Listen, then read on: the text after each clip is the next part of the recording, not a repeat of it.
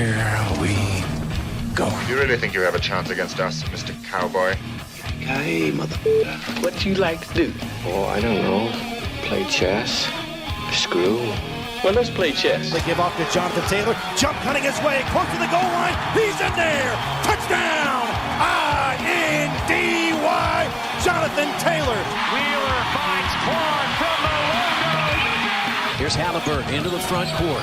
Mishandled it, but gets a shot. Hits it! Hits it! John, I have never been better to be on the air with you here in Indianapolis, a place where so many of my dreams have come true. The Ride with JMV on 93.5 and 107.5. The Fan.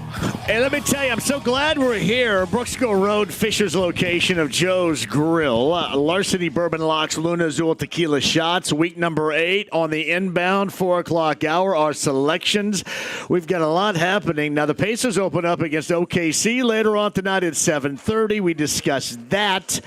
We also have the Billups-Rozier arrested gambling inquiry storyline to get to as well.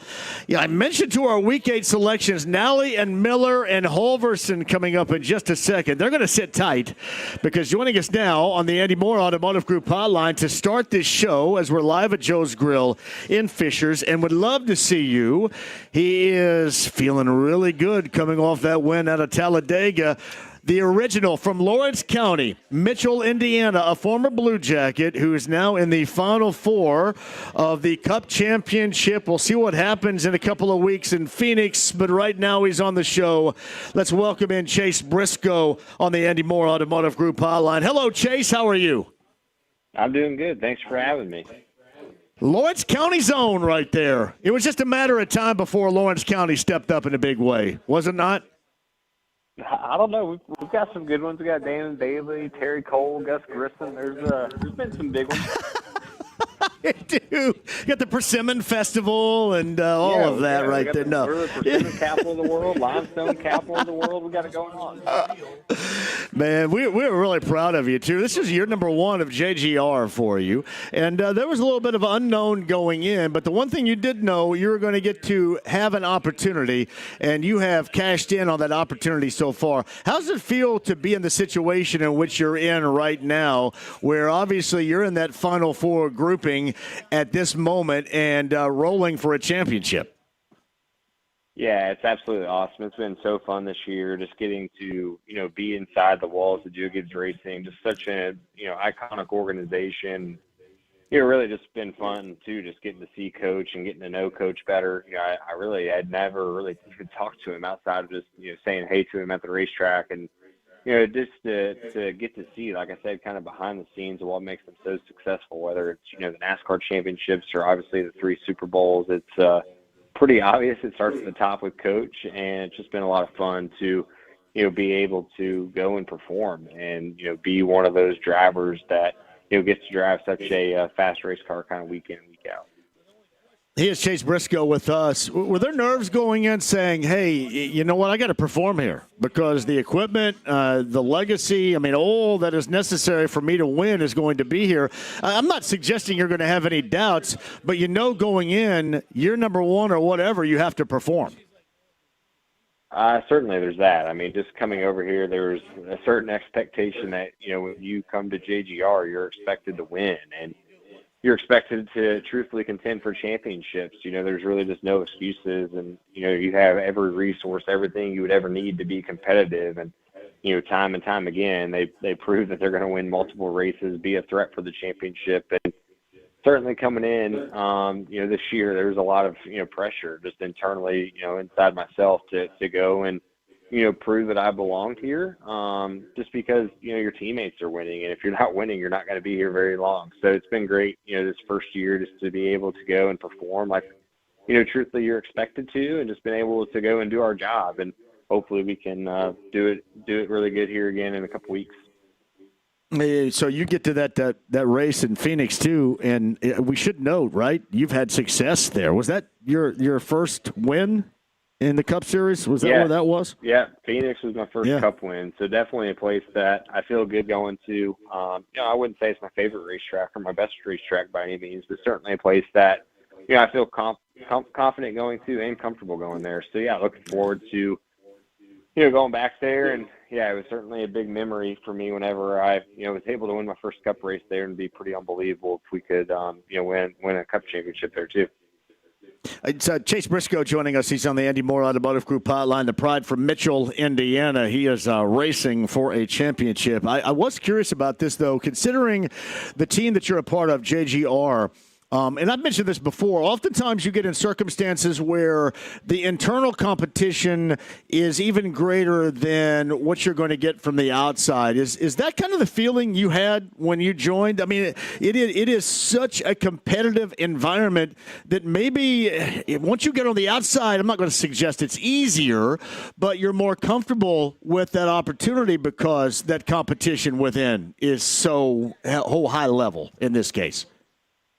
It really is, and I would say that's definitely, the truth. I mean, I think as a company this year, we've won 14 or 15 races out of 35. So, yeah, I mean, absolutely. Just the competition that it is internally, I feel like kind of week in and week out, I'm typically racing my teammates for the win, and certainly the championship's going to be no different. And, I think that's a good thing. There's a very, very realistic possibility that, 3 out of the 4 drivers, in 2 weeks for the championship are Joe Gibbs Racing drivers. And, I think that's kind of best case scenario, because at the end of the day, I know that those guys have the exact same resources, the exact same equipment as me. It just comes down to, myself and my team, what we can do to execute. So, yeah, it's definitely a very, fierce, competitive nature that we're at Joe Gibbs Racing, but it's because we do run up front week in and week out, and that's a great position to be in.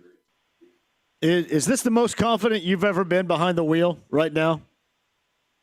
Yeah, I would say it's certainly up there. It seems like every weekend we just go to the racetrack and we have speed. And, I mean, it goes in waves. I mean, you're on top of the world for a couple months, and then you can be on the other side of it. But when you are, on top and have everything kind of going your way, you need to run with it. And that's been something that we've been able to do. And, yeah, I certainly feel just really confident every single weekend, no matter what style of racetrack we go to. I feel like we have a chance to win, and that's a super fun, feeling to have week in, week out, because I've lived the other side where, you're just looking at a couple weekends throughout the year where you feel like you can go and run good. And now being able to go kind of every single weekend is, certainly a nice feeling to have.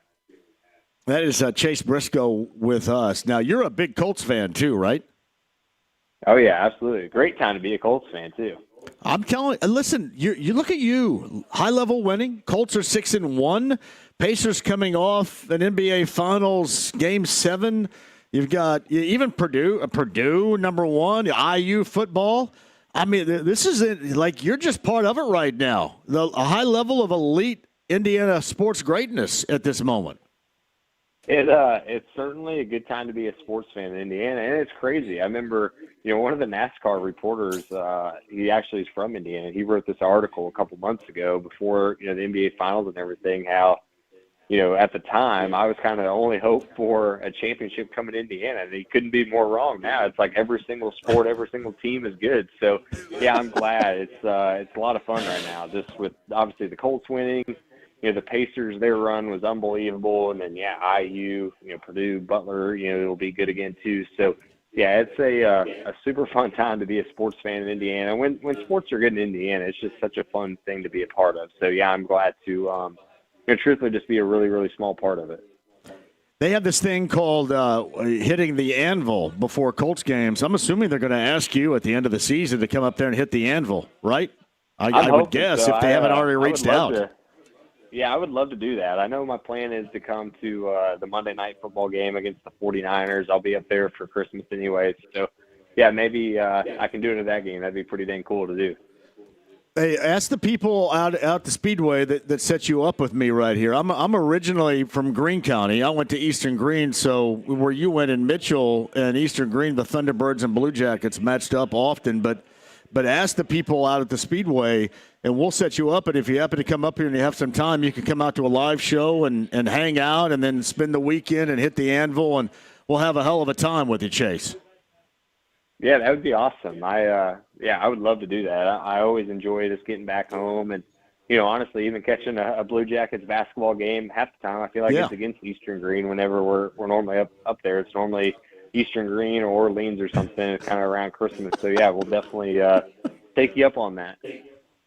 We'll hit up an Eastern Green Mitchell Blue Jacket basketball game together. I think that has to happen at some point. I think they always play in November, I believe. So we'll have to do that. I was going to say, it's always, I know it's near December, around December, I feel like. And I feel like it's never in Mitchell. It's always at Eastern Green because I feel like I always remember making the drive.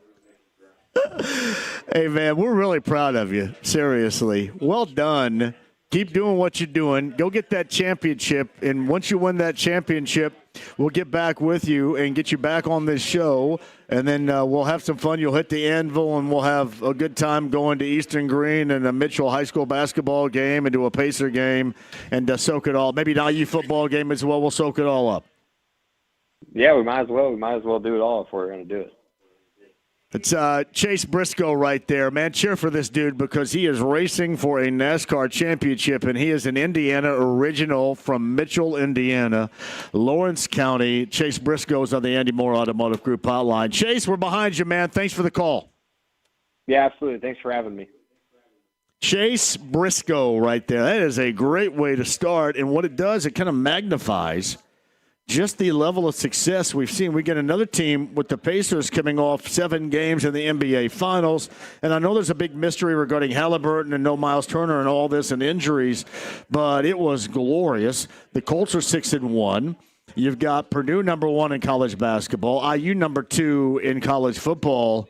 I think it's all coming up Indiana right now. And in Fishers off of Brook School Road, Joe's Grill, Brent Halverson, Heaven Hill Distillery is here right now writing down some picks. How you doing, Brent? Outstanding, John. How are you? Chase Briscoe. That's the guy right there. Southern He's a Indiana. good dude, yes. Southern Indiana. About rocking Mitchell on Eastern Green on this show. That's never happened before. Well, hey, throw a little Seymour Owls in there too, bro. Yes, not too far down the road. That's right there. down there, man. We got Miller and Nally. The Ryans are in that. Last time we checked in last week, Ryan Nally was hiking in the mountains. I was hiking the Smoky Mountains.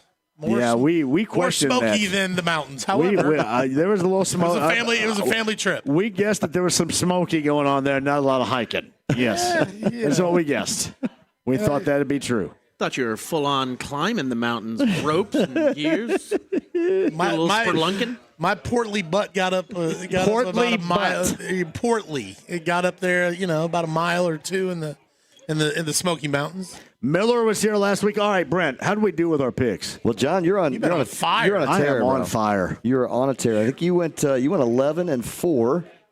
Again, that 11-4 number. What's my number on the season? You're like I made so much 20 money. games above 500. Holy crap. What? Hey, 65-43. I hope you dumbasses are listening to me out there. Holy crap. $100 better, you'd be up $2,000 right now. $2,000? Yeah. I'll take it.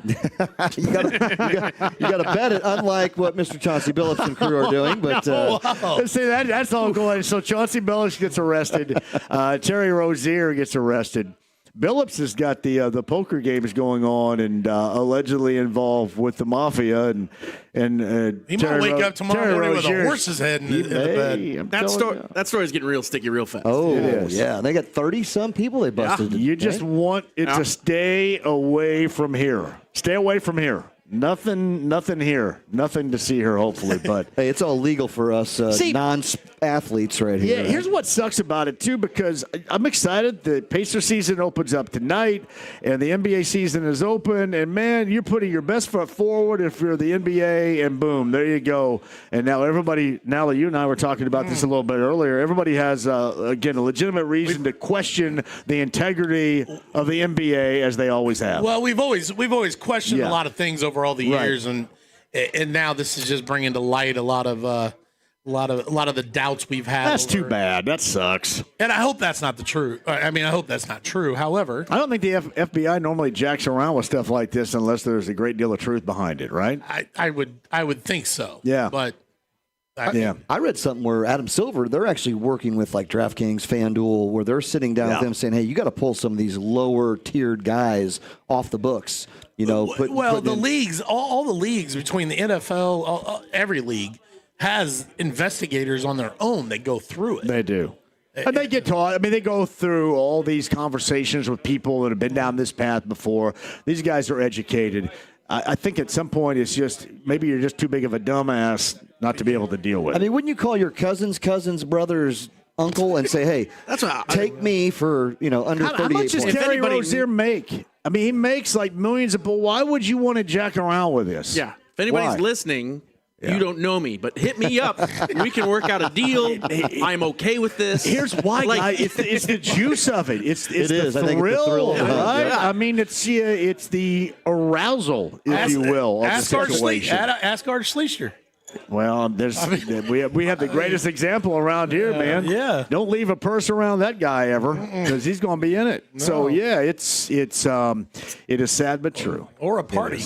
I mean. Yeah, it is sad. It is sad but true. And they're adding on. Like it just keeps. I think they're up to 30 people. Yeah, but it's a 2-year investigation too. I mean, there's been some stuff uncovered. So yeah, and I read some things where like the real national level poker players knew about this Billups thing for a while. So, and see, now you and I had this conversation a little bit earlier. You can't trust anybody. I mean, nobody's going to be able to keep a secret, and at some point, somebody's going to find out what you're doing. And not only that, there's a digital footprint on everything you do anymore. So you can't get away from it. No.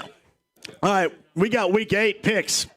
Obviously, we'll just go ahead and segue into that right here. Week picks of the NFL, and we have noted that I'm kicking complete ass this season. You're on fire, man. You're on fire. You should, well, we'll talk later because you got a professional coming in. But well, I know if I go 11-5 or 12 or you think Kevin Todd should ask for my services? No. We're gonna start looking into you. Yeah, I want to know what you know. I will say this. Sleater a couple of weeks ago. He did well. He went 11. That dude did well. 11-4, I think. Yeah. He looks himself in the mirror and goes, "I'm really good at what I do too." You know that he does. You don't do that? But no, I don't.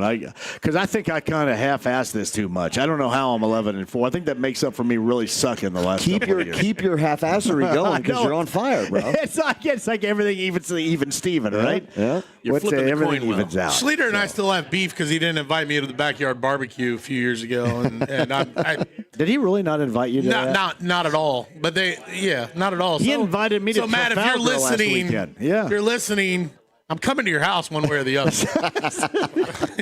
That's what you want. You want a happy Nally coming to your house, not an angered Nally coming to your house. Right there is what you want. But no, Sleater has been good. Yeah, he has in the past. He had some great stats too. He's loving every second the fact we're bringing him up on this. Well, too. Sure he is. He's earned it. That's good. Sleater, you better call me. Hey guys, Week 8 selections start later on tonight with the Vikings and the Chargers. Anything stand out to you? How about a 14-point spread for the Colts? Woo! How about that? Hello. It's a big number, but I feel comfortable in it. Like they big, earned fat it. number. Feel like yes, they've earned it. They have earned it, and Tennessee has earned it. Man, in the process, they got that one win. They did. And the Cardinals go, hey, go ahead and take this. Failure of a coaching ability by the Cardinals. It is crazy. Well, how about JT? I mean, you got to really, at this point in the season, you got to really start thinking about Danny Dimes and JT a little. I go Jonathan Taylor for MVP. I go Jonathan Taylor for MVP. But I understand that this all happened once Daniel Jones got here. Yeah. But I still go Jonathan Taylor because I think he's the thing that's I think so too. And Daniel Jones, you're talking comeback player of the year. We're not even midway through this season. Well, I don't think he's eligible for comeback because he wasn't injured. He was just in suctitude, I guess. Well, he's been suctitude since he's been in New York, so that should be something. He gets at least the disability. The quarterback has the edge for MVP over a running back, but comeback player of the year, not so much. Yeah, I guess that's true. Because of his situation. Because, I mean, he got released. He asked for his release. He got released by the Giants, ended up in Minnesota. And Minnesota wanted him back, but he thought that his opportunity was going to be here. And he and Shane Steichen, they have absolutely opened up really a War and Peace type of novel in terms of the playbook right now. I mean, every single page looks like they're taking advantage of. They're doing whatever they want to do right now. They are. And I can't see that changing this week. No. And the one thing you have to get going, I'll talk to Kenny Moore the second coming up in a minute, the defense got to get going a little bit here too. And I think that's why if you're Chris Ballard, you absolutely have to address the trade deadline, either up front with an edge rusher or somebody at the corner position, somebody in the defensive backfield. This is a must right now. You're no longer playing for the long-term future. We've been around that for a while. You're playing in the now. You have such an advantage where you are, so you have to continue to take advantage of it. Well, let's start talking about that internet fodder that's out there right now, and it's everywhere. It's Max Crosby. That they're well, I mean, dinged up, and I saw where Dallas kind of is got a flirtation with him as well. I don't think it's going to be Max Crosby now. I think it's going to end up being somebody like a Chubb. Funny. Phillips or a Thibodeau or something like that up front. And I don't even know who is going to be in the secondary because you just don't have a lot of guys in the secondary that appear to have a great deal of availability. I think you're right now. underestimating Carly right now. Carly, maybe so. I think Carly. I think Carly's going to be on the sidelines.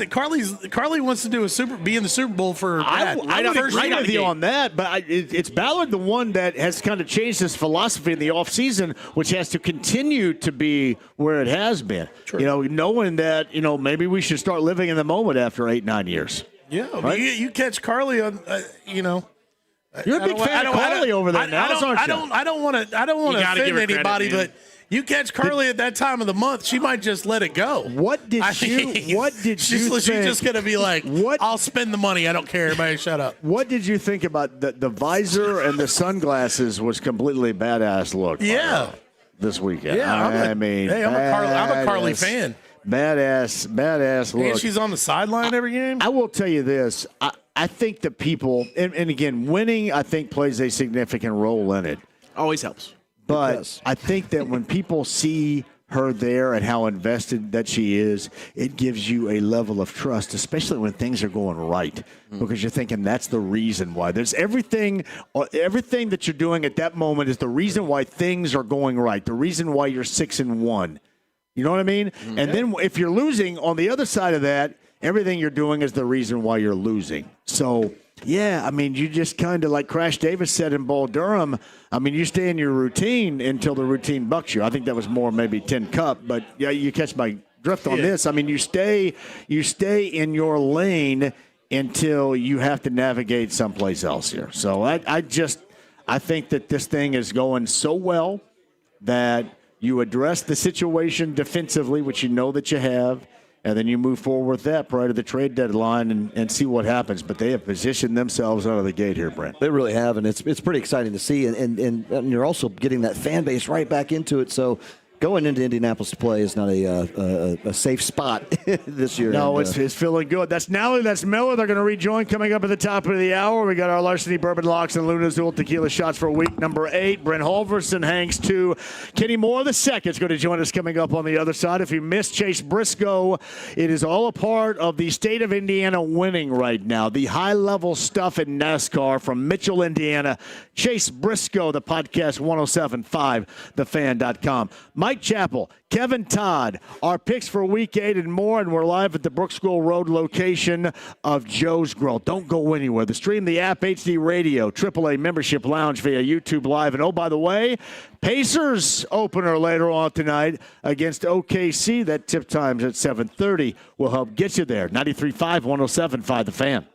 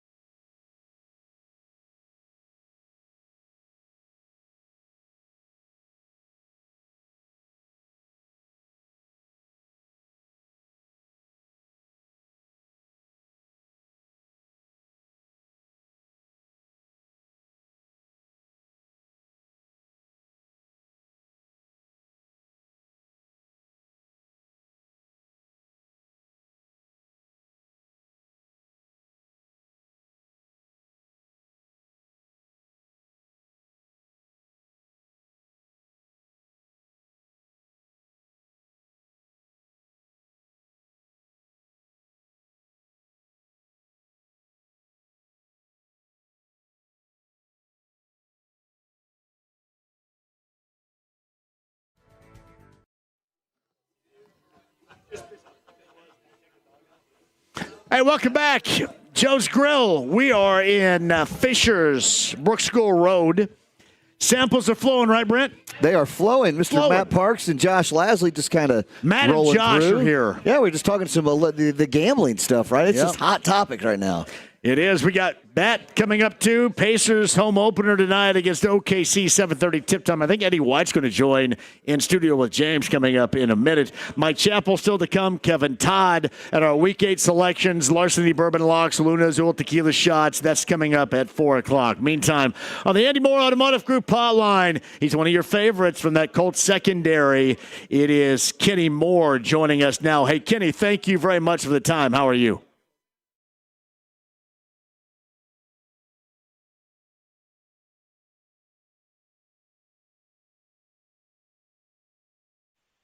A lot of fun this season. Yeah. I mean, it feels good to win. Feels good to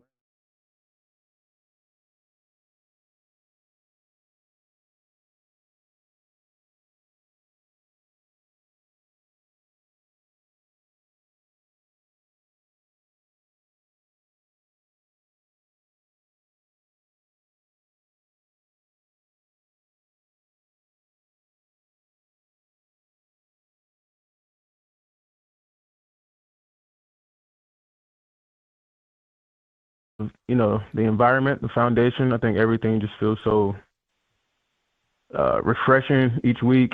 It just feels fun.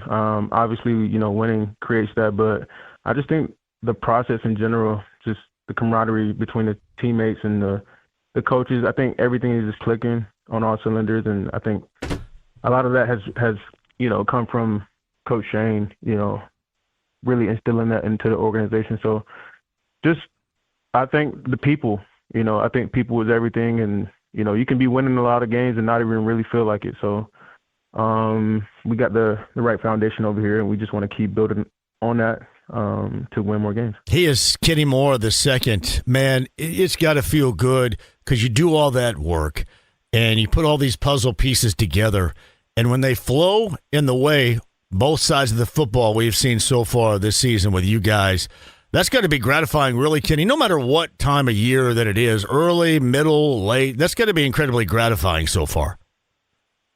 Yeah, I mean, a lot has gone into it this year to this point, from OTAs to training camp, just trying to, implement a foundation and a process for the team to build on and, kind of reap the benefits of all those things that we did in the offseason. I don't know. I really like where we're at right now. We got a lot of great additions in the room as well as on the team, as far as rookies and free agent signings and stuff like that. So you just try to get the standard and let the standard be the standard. So that's it. We just want to add on, whoever's in the game, whoever's on the team. We just want the standard to be the standard, and we got a role for everybody, and we just want you to perfect that. That is Kenny Moore with us on the Andy Moore Automotive Group hotline. 4:25 is that kick. I got you beginning at 12:30 coming up on Sunday afternoon, and we'll take you all the way to countdown to kickoff here on the Fan. Part of that new and freshness would be your defensive coordinator, Lou Anarumo. It's got to be cool because it seems to me, and you can get a little bit deeper into it if you like, it seems like that, for lack of a better description, you have your ass moving all over the field. That's got to be fun as hell. Yeah, I mean, I think we are just – I think we're still trying to, calibrate the defense and trying to get it to where we want. We're off sometimes, we're on sometimes, but for a bigger picture, we just want to be consistent. So I think that's player, coach, player, just understanding what we're looking for, taking the reps from practice and implementing those into walkthroughs and, from the meeting room to the game. So – and it's just how we can communicate and build with one another. So we just got to keep competing and, staying consistent, like I said. So as the season moves on, we're just trying to get closer to our best. Right now we're in the later October, still in the second, quarter of the season. And we just want to get better. Late November, December, we want to be at our best heading into January, February. Do you have a vision for you and your teammates defensively right here as to what you feel, the level on which you can reach? What type of squad, what type of unit you could be? I think, the potential is through the roof. And I just want to be able to, get close to doing that and hitting that, whatever that is. But right now, I'm a guy that just loves to have fun. I think Cam Bynum is a guy that loves to have fun. Z and Buck, many more guys on the defense. We just want to have fun. We want to take the ball away. We want to play together. We want to play 11 as one. And I think, just having that mentality and that standard of the defense, I think we will, you give yourself a better chance to, executing the potential that you have for yourselves. It's something you just said, having fun. Man, that plays such a significant role. And it looks like that there's just nothing stale for you guys. It's that new freshness. And, you magnify that, Kenny, when you win as well and you have a great deal of success. And there's one thing to say, I think, about a motivational chip when people say, well, I don't know how good these guys are. But I think it's another when you see the fruits of your labor come to fruition and you play well. That's got to be, I think, equally, if not more motivating than that chip on his shoulder that maybe you've had in the past. I mean, I guess you said it all, but I mean, we do work hard throughout the week. Sometimes, I don't know. It's tough, so you never really know how the game is going to shake out. But for if you do anything on Sunday, you just want to play hard for your teammates. You want to give that effort, and like I said, you just want to reap the benefits of all that hard work by having fun, by making big plays, by getting the fans into it, and so getting the ball to the offense as many times as possible. And those guys look like they're having a lot of fun as well. So we want to just join the fun and make sure that the team is in the best place to win at the end of the game. I should mention this when I do Colts pregame huddle in Touchdown Town. I got good friend, mutual friend, Colleen, who I think is your biggest fan, comes up to me every single week and says, I can't wait to see Kenny. She sits right behind the bench, and you probably know who I'm talking about right here. Super lady, super big Colts fan, and a huge Kenny Moore II fan. Tremendous. Yeah, I appreciate the love and support, the continued love and support over the years. Just having that person behind the bench. You come from different places. However, this person just loves you. She just loves you, and she loves your play style, or loves the way you represent yourself. And I think that that's just a testament to how I was raised. My parents, they love to see the jerseys in the stands and stuff like that as well. So that goes a long way for me. I never want to, take that in vain at all. I throw up the hearts every time, I hear, good things in the stands. So it's much love. And I just want to be able to, keep making the supporters proud, whether, they got my jersey on or not. But I just want to represent in the right way. And you tell Miss Colleen I said hello. I will. And let's go get him on Sunday. Every single week, she's right there in Touchdown Town. But Kenny, even more than that, it's unconditional, and that's cool. That's right. I mean, that's unconditional. That's friendship. Even though you may not spend a lot of time together, that makes it even more important, I think. Yeah, that's so true. And after the game, I just try to take 1 second just to say hello. Just away from the game, but and thank you. So you can be doing X, Y, Z with your day and your plans, and doing all these other things in the crazy world that we live in. So just a second just to say hello and thank you. I think that'll go a long way. So I truly do appreciate it. Yes, Kenny, you got that. I'll be sure to tell her on Sunday. Kenny Moore joins us. Before I let you go, you've had really good times here. Don't get me wrong.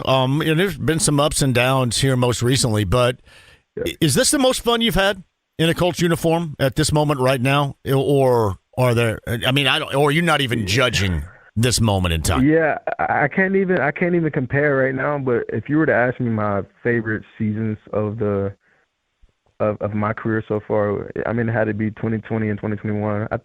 Just the relationships was there on the team. The fun was there, on and off the field. Just a lot of good things that was happening. Obviously, we didn't get the results that we wanted, and this year will be a close. But we'll have to see how the rest of this year goes. I mean, it's only week 8. We got a lot of good things coming up, but just looking and dialed into this week, we'll see what else is in store. I told everybody to hell with it. Let's just soak it up right now. We'll worry about tomorrow.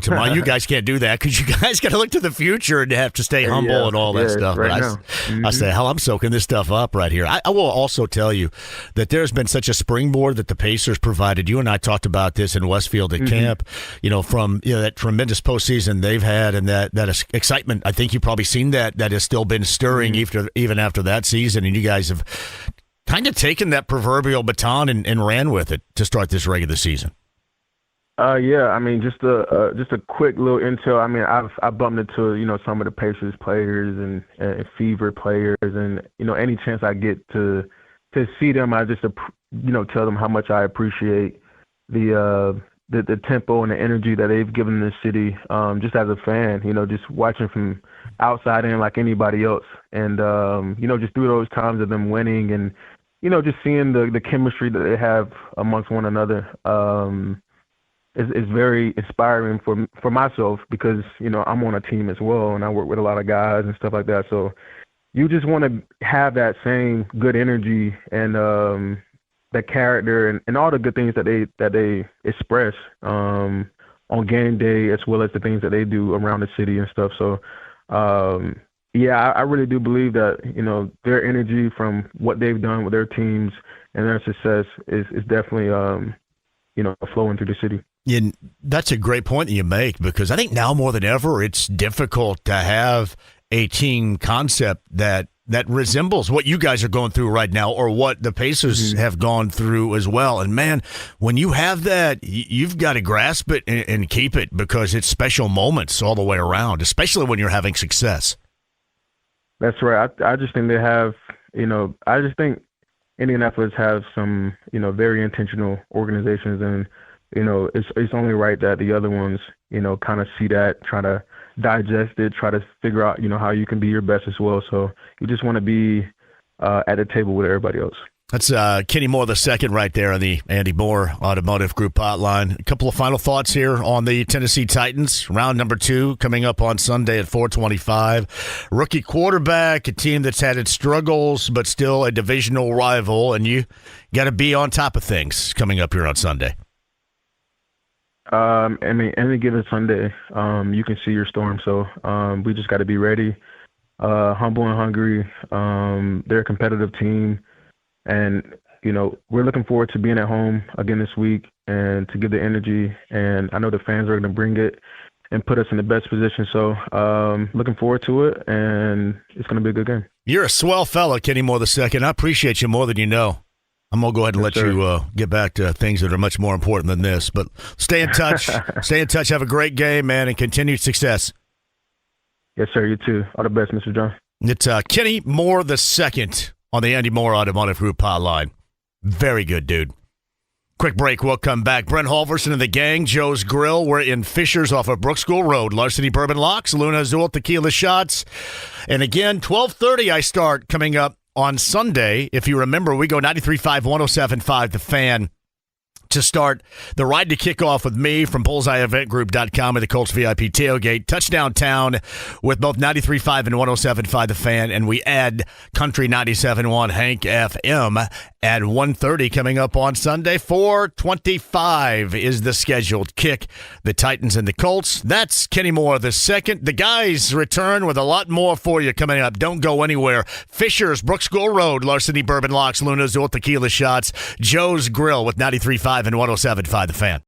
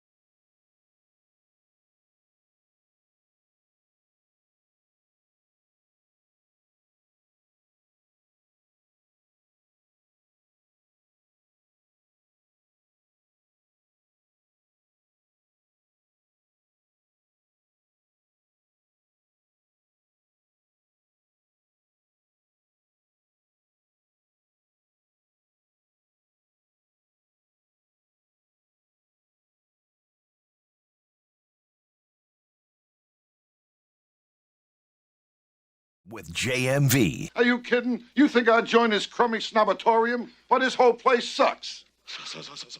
That's right, it sucks. 93.5 and 107.5. The Fan. When Schuler spreadability, you can find it. Oh, well done right there, James, with the re-entry with the Sopranos. I'm going to play this on Saturday night. Chauncey Billups is probably going, hey, I don't know.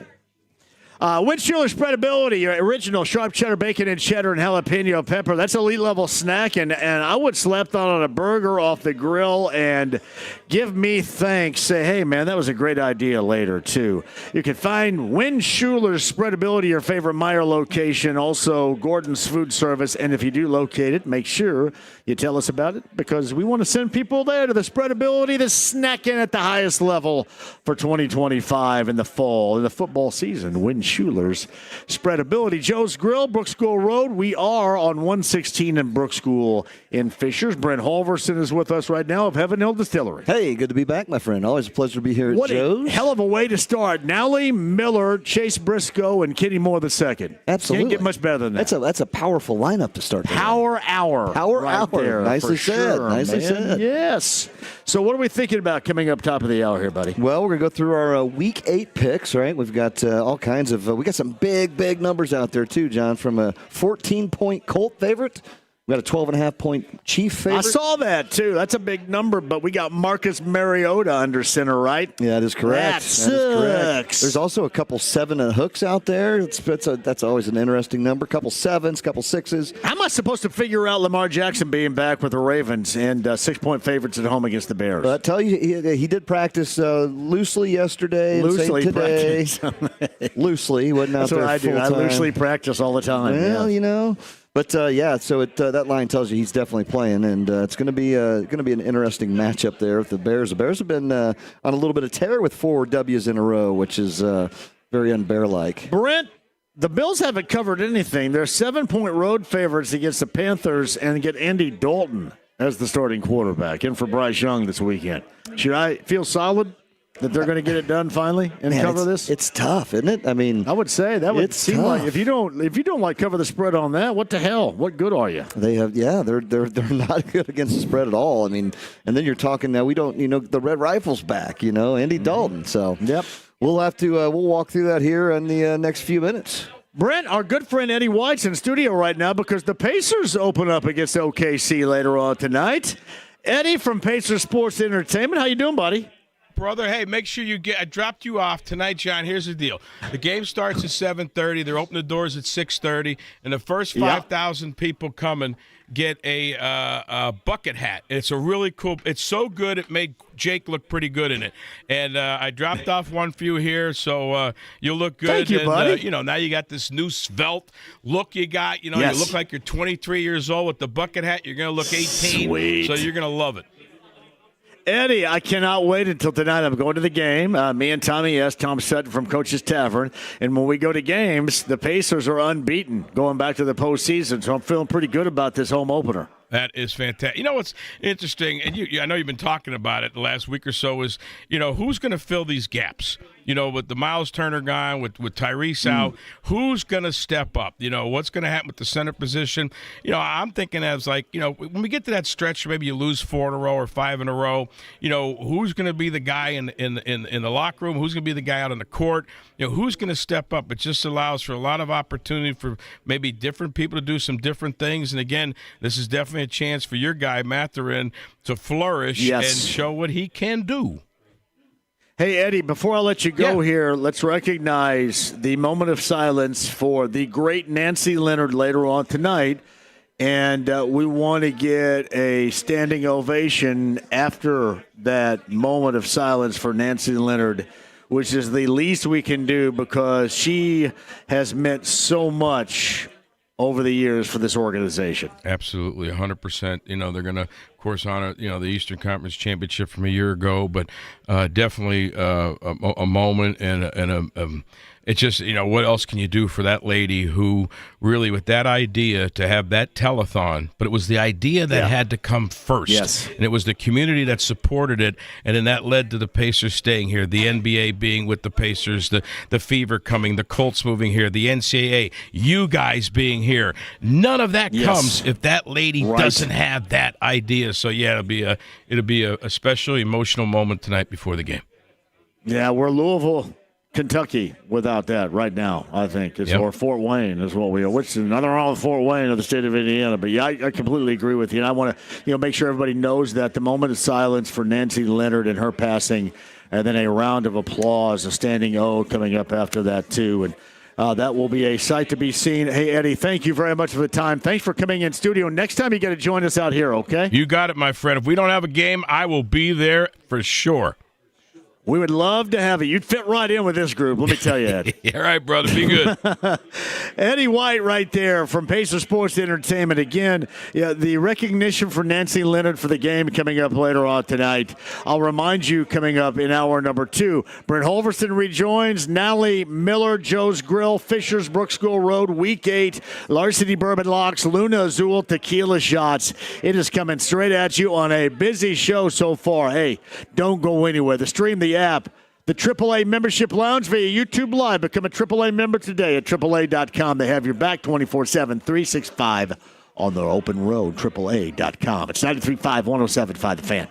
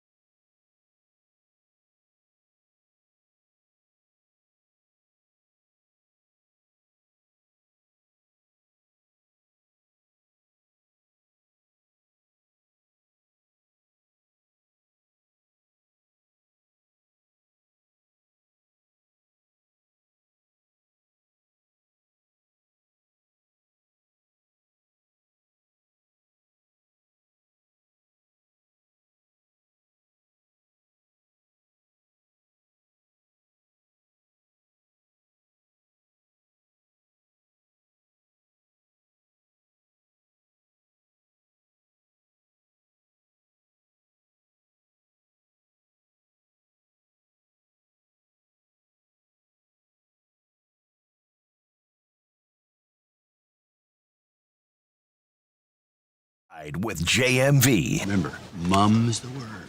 Certainly, but Mom. 93.5 and 107.5. The Fan. God, I love this place, Brooksville Road. I went right down 116 to Goodwill a little bit earlier too, man. Got some new gear. Hey, you got a show coming up at a Goodwill soon, don't you? you? Carmel, Keystone Way, Goodwill on Tuesday. You know, it's funny. We've talked about this so much with my new wardrobe with Goodwill. They said, hey, we love this. We want to have you out. So next Tuesday, Goodwill, Keystone Way in Carmel. That's awesome, man. We've got Colts stuff to give away, Colts tickets to give away. We've got gift cards to give away. Larceny? Larceny. Larceny Bourbon Locks. Can we drink it? Larceny Bourbon Locks. Can I bring Goodwill some shots. drinks? Yeah, no doubt. Have portable bar will travel. I love it though, man. I do. It's funny. This all happened because I was up here a couple of months ago, and I said, hey, here's what I think the idea is. If you come out here and I'm wearing one of your old shirts, I'm going to give you passes for an event coming up on Sunday. So somebody came up and I was actually wearing one of their polos. Are you for the serious? pass. Yeah, that's awesome. Because I go in there, I look at Ralph Lauren and I go, hey, I'm going to get all that. And I was wearing this dude's polo shirt. Did he have his name written on his tag on the back? he said he just recognized it, he just gave it away. I said I took it home, washed it, it fit. So here it is. Wow, that's awesome. Right here. Nally and Miller also get it here. from Goodwill? Those are my boxer I briefs love you're wearing Goodwill. today. I love Goodwill. I know what I'm getting you for Christmas. Oh, see, seriously. Gift card. Gift Ooh, card. they have gift cards there? Yes. They will. Wow. We're going to give away some next week when we're there in Carmel. Oh, that's awesome. True story. Nally Miller, what we got working here? What's going on? What's it? Boy, what we got working here? I'm ready. I was looking at the picks. Yeah, I think we're not right now paying show. attention to the show. I don't know where we are right now. here. Show is amazing. Hey, how did Miller do last week? Miller. Probably poor. Probably poor. I'm not good at this. Dude, 9-6 last week. How did 9-6? How did Kent I went Murphy positive. do? How about Kent Nick Hall Murphy do? went, Mr. Hall went 5-10. 5-10. Holy crap! I'll take it. I don't know that I've gone positive before. Well, week 1 you were 10-6. Nobody Hall- tells me these things. Nick Hall's I'm telling like you the right now. Washington. You guys had to Hall. deal with Kent Murphy and Miller while I was in the Smoky Mountains. Supposed to call and let me know these things. Oh, I apologize. Oh, you're in the Smoky Mountains. I thought I'd been negative the whole time. I See, thought look you were at the that. Now you're on Smoky top of the world. I again. know. Yeah. This is great. This feels nice. 19-12 so far this season. 19-12, yeah. That's a good number. That is a good number. I'll take it. Hey, tell him what I am. Oh, man, John is on fire. You're running with this, aren't you? Yes, I John am. is 65 and 43. I've got such a profound sports arousal. You can hang your laundry on it if you want right now. You know, like, it's like at full attention. You can hang a button on mine. It's all good. It's starting to get a little chillier outside. I will say this. It's at full 12 and attention 19 right now. comes out at 63. I'm an ass What's whipper. his? He is 30 or 60, What's 65 and 43. What's Tommy S from Coaches? Tommy He has not done them yet. He hasn't. All right. 43 and Oh, 65? he joined us at. Did he join us at the Noodle? He 66. may have. He may have done the noodle with us. He did join I think us. he did. I'll do some research on that. Tommy S. I'm going to see Tommy S. a little bit later on tonight. Did you know when Tommy S. and I go to a Pacer game, we're unbeaten?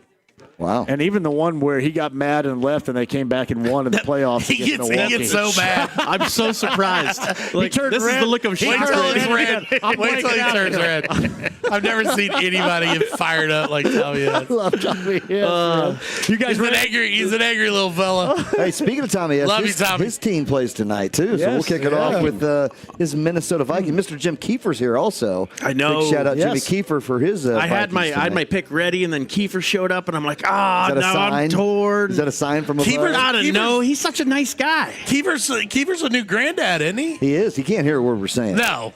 Turn your hearing up, Kiefer. Is it Wentz or McCarthy tonight? Still Wentz? It's Wentz. Wentz. Yes, Wentz. should be his McCarthy's last out. week.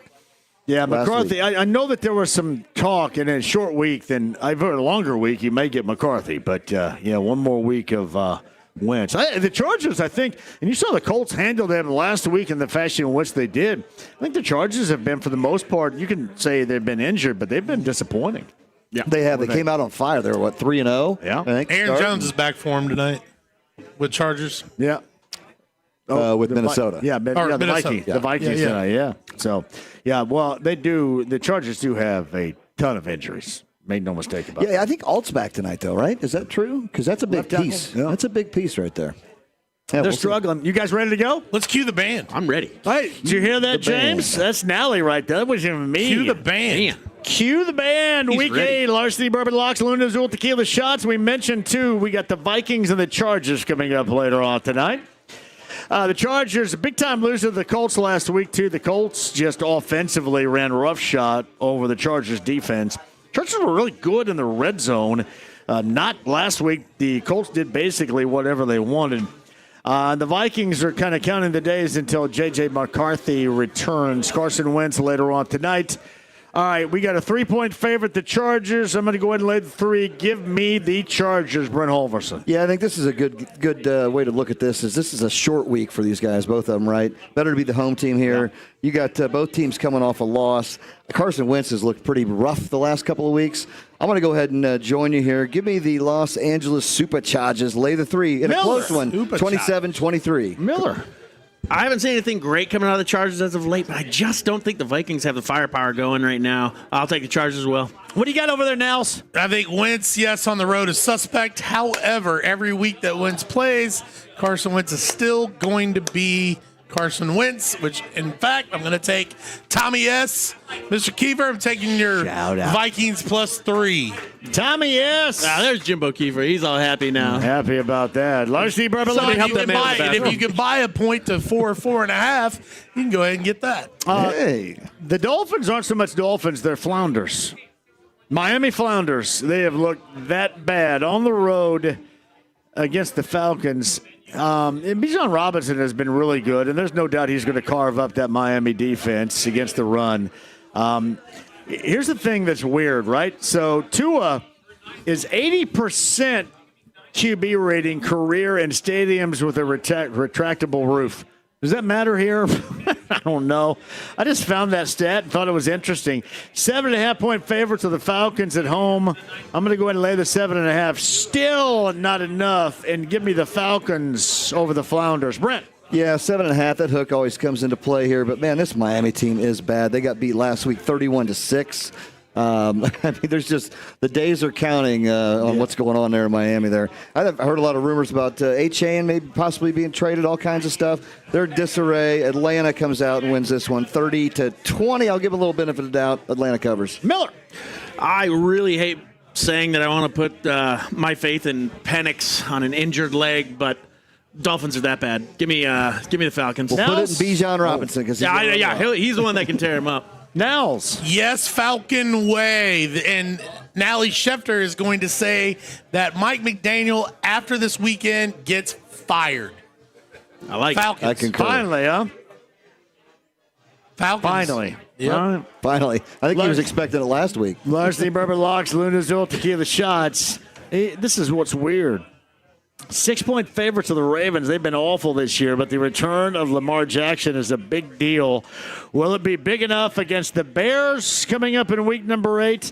I say it will. Lay the 6. Give me the Ravens. Finally some feel-good in Baltimore in the Beltway. Well, it's definitely been a disaster there. As you know, they've lost 4 in a row. They're 1-5 on the season. If they don't do something here, I mean, it's going to be they're going to start pulling back the reins. But the Bears have been hot, and I hate to say that, and I hate to say that I'm going to take the Bears here, but I am going to take the Bears plus the 6 points. I would buy that point up to 7. I think Ravens probably win the game, 27-24, Bears cover. Miller. I agree with Brent here. Sally, this is 2 weeks in a row now I'm taking the Bears. That's never happened before for sure. I didn't think I'd even taken them once, but yeah, I just think the Ravens don't have enough put together yet. It's because your Packer fandoms can't allow you to do that. Yes, we're doing it. However, Look it's crazy to me. Getting in the That's way. wild. Now However, Lamar's back. They got everything. Back to what Harvey said. It's his season online. They cover easily, I think. And one of the reasons I've been so good this season, and I will pat myself on the back right now because nobody else is going to do it for me. The Bills have been magic because they can't cover anything. 0. Nothing. 7-point favorites on the road against Carolina. However, Carolina, in their newfound glory, they get Andy Dalton coming up this weekend. There is absolutely zero way. The old Red Rocket. 0 way I can go with the Panthers. I'm about to lay the 7 and give me the Bills to cover. And it's weird because I look at everybody right here, Brendan. Nobody's really talking about this. I think that's a big deal. The Bills are a good team, but they just don't cover. Coming off the bye, though. I think they will coming up this week on the road in Charlotte. I think this is their time to shine. They are 2-4 against the number this year so far, John, but they are coming off the bye. They've got to get some things going right, coming off of 2 consecutive losses, sitting at 4-2. Panthers, I would be all over the Panthers here because they're a sneaky covering team. They're 5-2 against the number on the year. But with a red rifle back in town, it's going to be an interesting. I think he's got a little bit of rust not only on his head but on his throwing arm. Who's the better quarterback, the red rifle or the red rocker? Sammy Hagar. Red rocker. Red rocker. Shout out to Brian Shaw. Yeah. Or that little kid of The Shining, Red Rum. Red Rum. Because it's Danny. not Halloween. It is. Danny. I think that was his only role, Danny, I that's think, right. was Danny, right? He was so freaked out after that. He goes, hell, I got to get out of this. Is he still alive? I think he's still alive. Is he? Yeah, my little kid's still alive. Hey, to get back to football, I'm going to go ahead and take the Buffalo Bills. Lay the 7. Buffalo 31-20. They cover. Yeah, I'm going to lay Jack Torrance plus 5 in The Shining. Go ahead. What you got, Miller? I can't go with the Panthers on this. I'll take the Bills. I don't like it, but I'll take it. Nelly? Bills get it back. Bills get it together. Bills. Man, Bills. The Jets are pretty funny, aren't they? Is it funny because it's New York? It's funny because it's true. It's kind of funny that it is funny. And it kind of reminds me, I want to do some impressions for the Goodfellas or something like that regarding Chauncey Billups, but I'll save that for later. The Jets and the Bengals, 6.5-point favorites. The Bengals, they get a little bit of something right there, don't they, with Flacco? I say with nothing else, Brent. Flacco throws it nonstop to Jamar Chase. Oh, yeah. It's nonstop. amazing. 16 completions. If you're It's not like taking that bet on every drive, you're missing out. He We throws made it so every much. single time. Every Dylan. time. You know what's going to Jamar happen Chase this week, catch though, with all That the makes him gambling happy, stuff though. going on? Chase will not get anywhere near what his number is. Everybody's going to Higgins lose will. a bunch of money. Higgins will get it all. Yeah, You're absolutely there you right. go. You're absolutely But right. beat you in fantasy. Just take him on individual Come on, drives, man. though. Flacco gets so many to him. Just the small ones. Yeah. Just the small ones. 6.5-point favorites. The Bengals lay it. Give me Cincinnati, Brent. Yeah, this is an ugly game, really, but the Jets are the Jets, and 0-7. They haven't won yet. They're not going to win. They don't even know who's quarterback, and I don't think they know yet between Fields and Tyrod. So I'm going to go ahead and take the old man to get it done here in a close one against this number. I think they win by 7. Bengals 27-20. Lay the 6.5. Miller. I want Bengals and Joe Flacco all day. Jamar Chase combo. Love it. What do you got over there, Nels? Joey Football, in the great words of Nick Hall, a.k.a. Kid Murphy. Joey Football. Cincinnati Bengals. Larceny Bourbon Locks, Luna's Old Tequila Shots. Week 8, everybody. Play along with us right here at Joe's Grill, Brook School Road in Fishers. Niners and Texans. Houston had a massively disappointing late Monday night in Seattle. They just flat been a massive disappointment anyway, right? So it's weird. When you look at the number for this game right now, they are favored by 1.5 at home against the 49ers.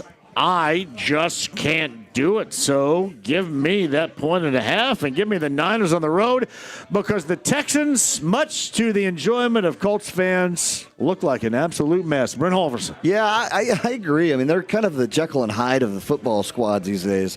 I don't think they're going to be able to get it. I mean, that San Fran squad's been doing pretty well.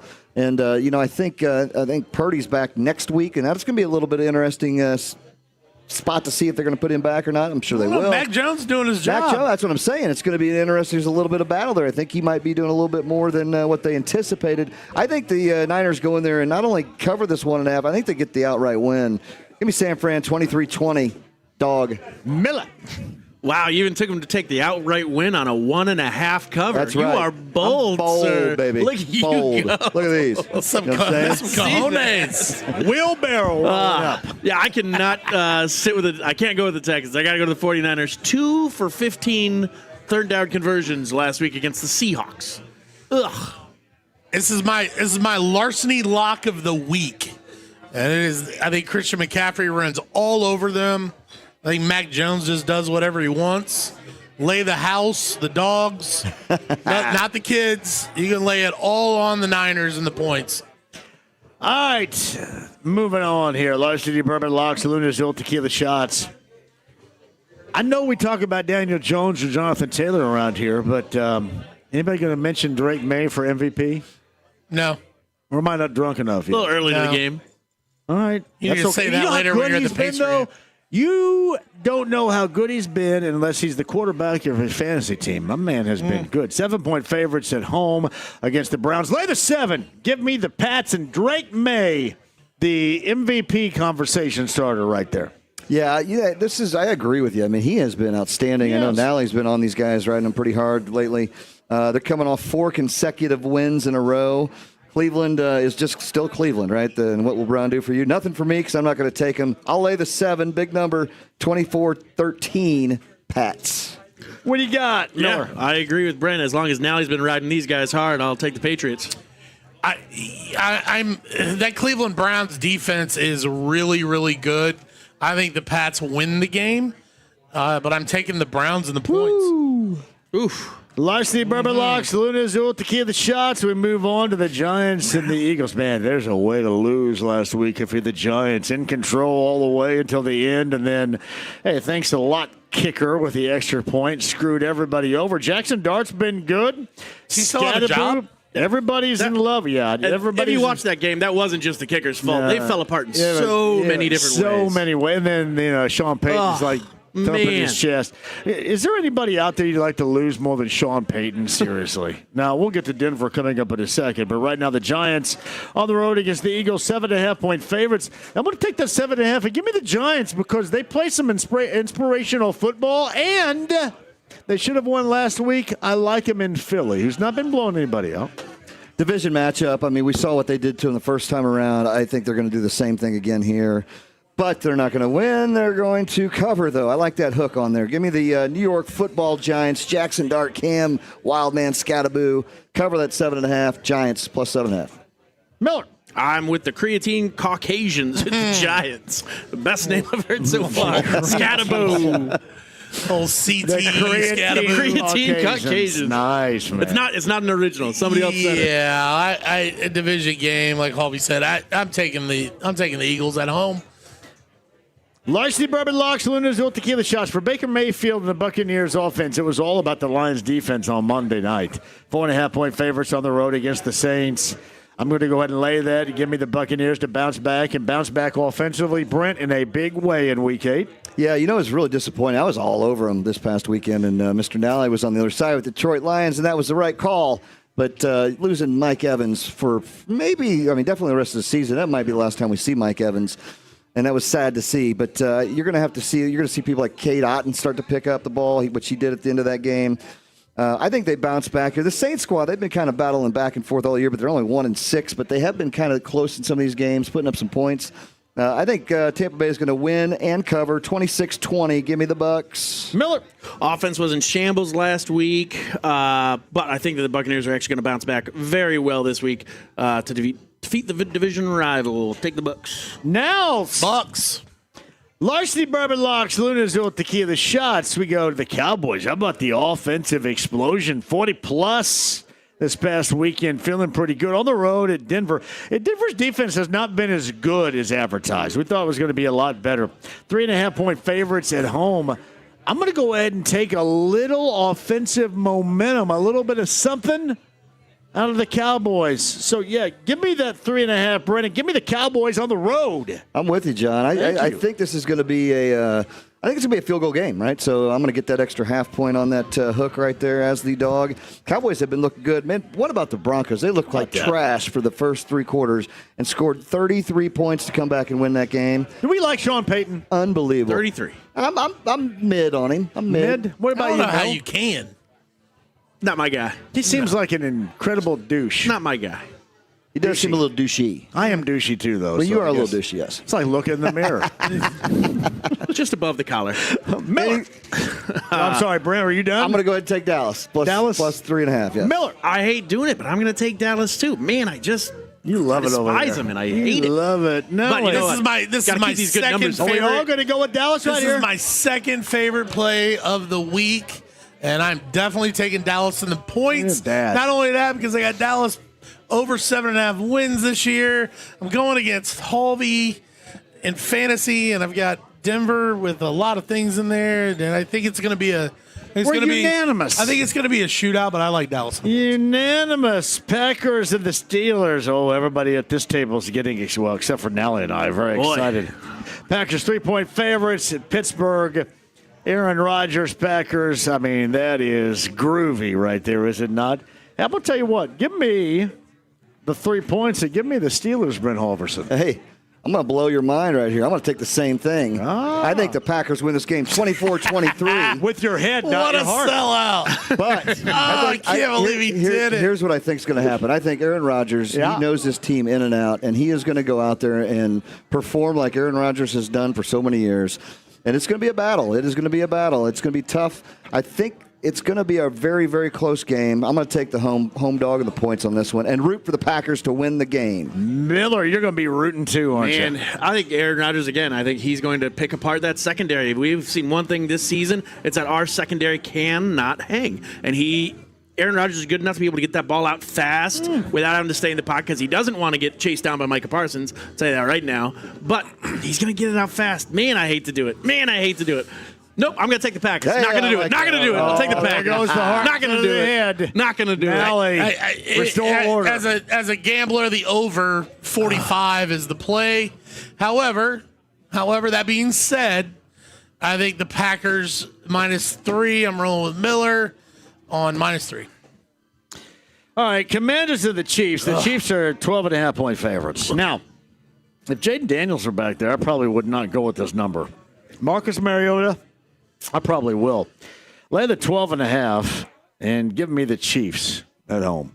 It's a big number. That is a big number. I mean, they made Vegas look horrible last week, 31-0. Their defense stood tall. I mean, they got Rashee Rice back. He scored 2 tutties.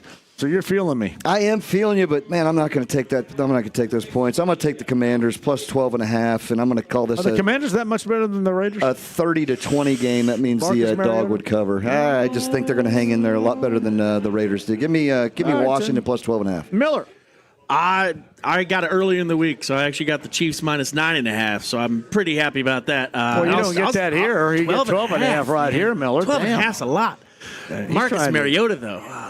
Boy, yeah, I got to stick with the Chiefs. They've covered 3 games in a row. They never do that.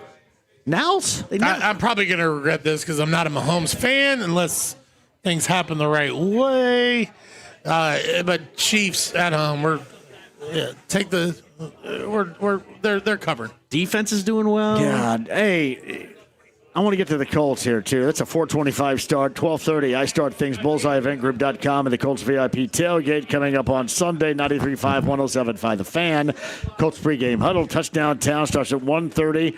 Country, 97.1, Hank F. I got to get the twang going every time I mention that. 97.1, Hank FM will also be a part of that. All right, this is a big number against the Titans, but, man, the Titans stink, and they're really good players or injured. 37-19, the final. Colts continue to roll offensively over the Titans, and really 19 may be too big of a number to give or surrender to the Titans right here. Give me the Colts to cover 37-19, Brett, the final. Man, I do not like laying 14 points, and I don't care what team's playing out there. The Titans suck. They do suck, and the Colts are on fire. They're looking great. I mean, they're putting up points. They're averaging 30 points a game, I think it is. I mean, that's pretty spectacular. Defense is looking good. 14 points, huh? Just you know what? Do it. Give me the horse. You follow Go me Colts. because you know that I've been really good this year. Crazy. Have we mentioned how good I've been this year? You've been hot. I'm riding it. Colts. Ride me. I'm not going to ride you. I'm going to ride this. Don't say that ever again. I can't think the last time I saw If you do, Miller and I would like to either probably not be in the room. However, could be fun. Miller, we can kick everybody out and close the doors real quick. Before I had a chance to think about it. I know one thing. You guys are going to owe me money. Miller, talk to me. Man, I cannot think of the last time I saw the Colts have the largest differential line of the week where they're on the positive end of it. It's awesome. I mean, they've earned it. They've done everything they can to get back in such an amazing spotlight. Titans are the opposite end of that spectrum. So many points, and I'm going to take it. I like taking it. Let's go Colts. All right. Nels. I promised my son, who just turned 12 on Tuesday, Happy birthday, Riley. Happy birthday, buddy. And I told him that there's no way that when I dropped him off at school today that I would not take the Colts to cover 14, and we are taking the Colts. All right. Go there it Force. is. Anybody else got anything in mind All here? that buildup, I thought he was going to lie to his son for a second. Sorry, buddy. I got Take your that, first Riley. birthday present, though. I want you to give me Pacers OKC, and I want IU UCLA coming up this weekend. All right. A little bit later on. Can we do that? Oh, yeah. UCLA and those points, I think. It's a lot of points. That's a lot. Man, a lot of points. IU's going to score a lot and run it up like crazy. UCLA, I think IU's State. easy against teams like that because they're going to run it up. UCLA beat up They're going to Michigan leave State. no doubt. So that's not the same team. All right. I'll bet. I tell you what. I'll bet you a steak dinner. Okay. Hey, Cool. Here's some Elijah I like Craig. that. Here's a With big Elijah thing. Craig, old fashions. Nice. We got you. Take Oregon over Wisconsin. Anybody that Wisconsin's playing, take it. And do you know what Oregon's wearing this week and what they're doing? Are they? It is Who the cares? Grateful Ducks, the Grateful Dead outfits. They got all tie-dye that's outfits how on. we They love got it. So the first beautiful- quarter's going to last. So the first Feel your quarter's going to duck. last 2 hours. Oh, I hope, man. Hopefully they play some good tunes. Go All right. Ducks. Now Lee Miller's going to rejoin a little bit later on. So is Brent Holverson. We got you coming up on the other side. Larceny Bourbon Locks, Luna's Old Tequila Shots, week number 8. Thank you, guys. Awesome. Joe's Grill, Fishers, Brooksville Road. Don't go anywhere. We're back with you next. 93.5, 107.5, The Fan.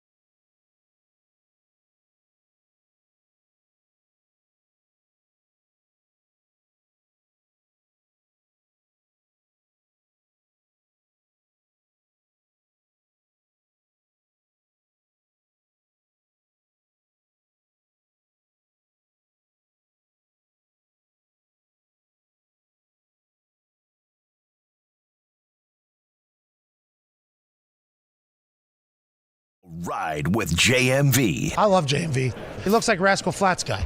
Got a cool soul patch. He does, and a buttery smooth voice. Oh, yeah. 93.5 and 107.5. The Fan. Oh, we got a lot of stuff going on in the world of the NBA. So Billups, Rozier arrested in gambling investigations earlier today. Yeah, Damon Jones was a part of that, the former NBAer. Of course, one of his closer confidants was that of LeBron James. So, yeah, this is going to be never-ending. And for the NBA, it sucks because you're just starting out this season with your product. You started on Tuesday night. You had games last night. Pacers opened up against OKC, 7:30. Later on tonight, 7 p.m. Your coverage begins on The Fan. I will look for you guys all down there. I did want to remind you, they're going to have a moment of silence, as they should, for Nancy Leonard.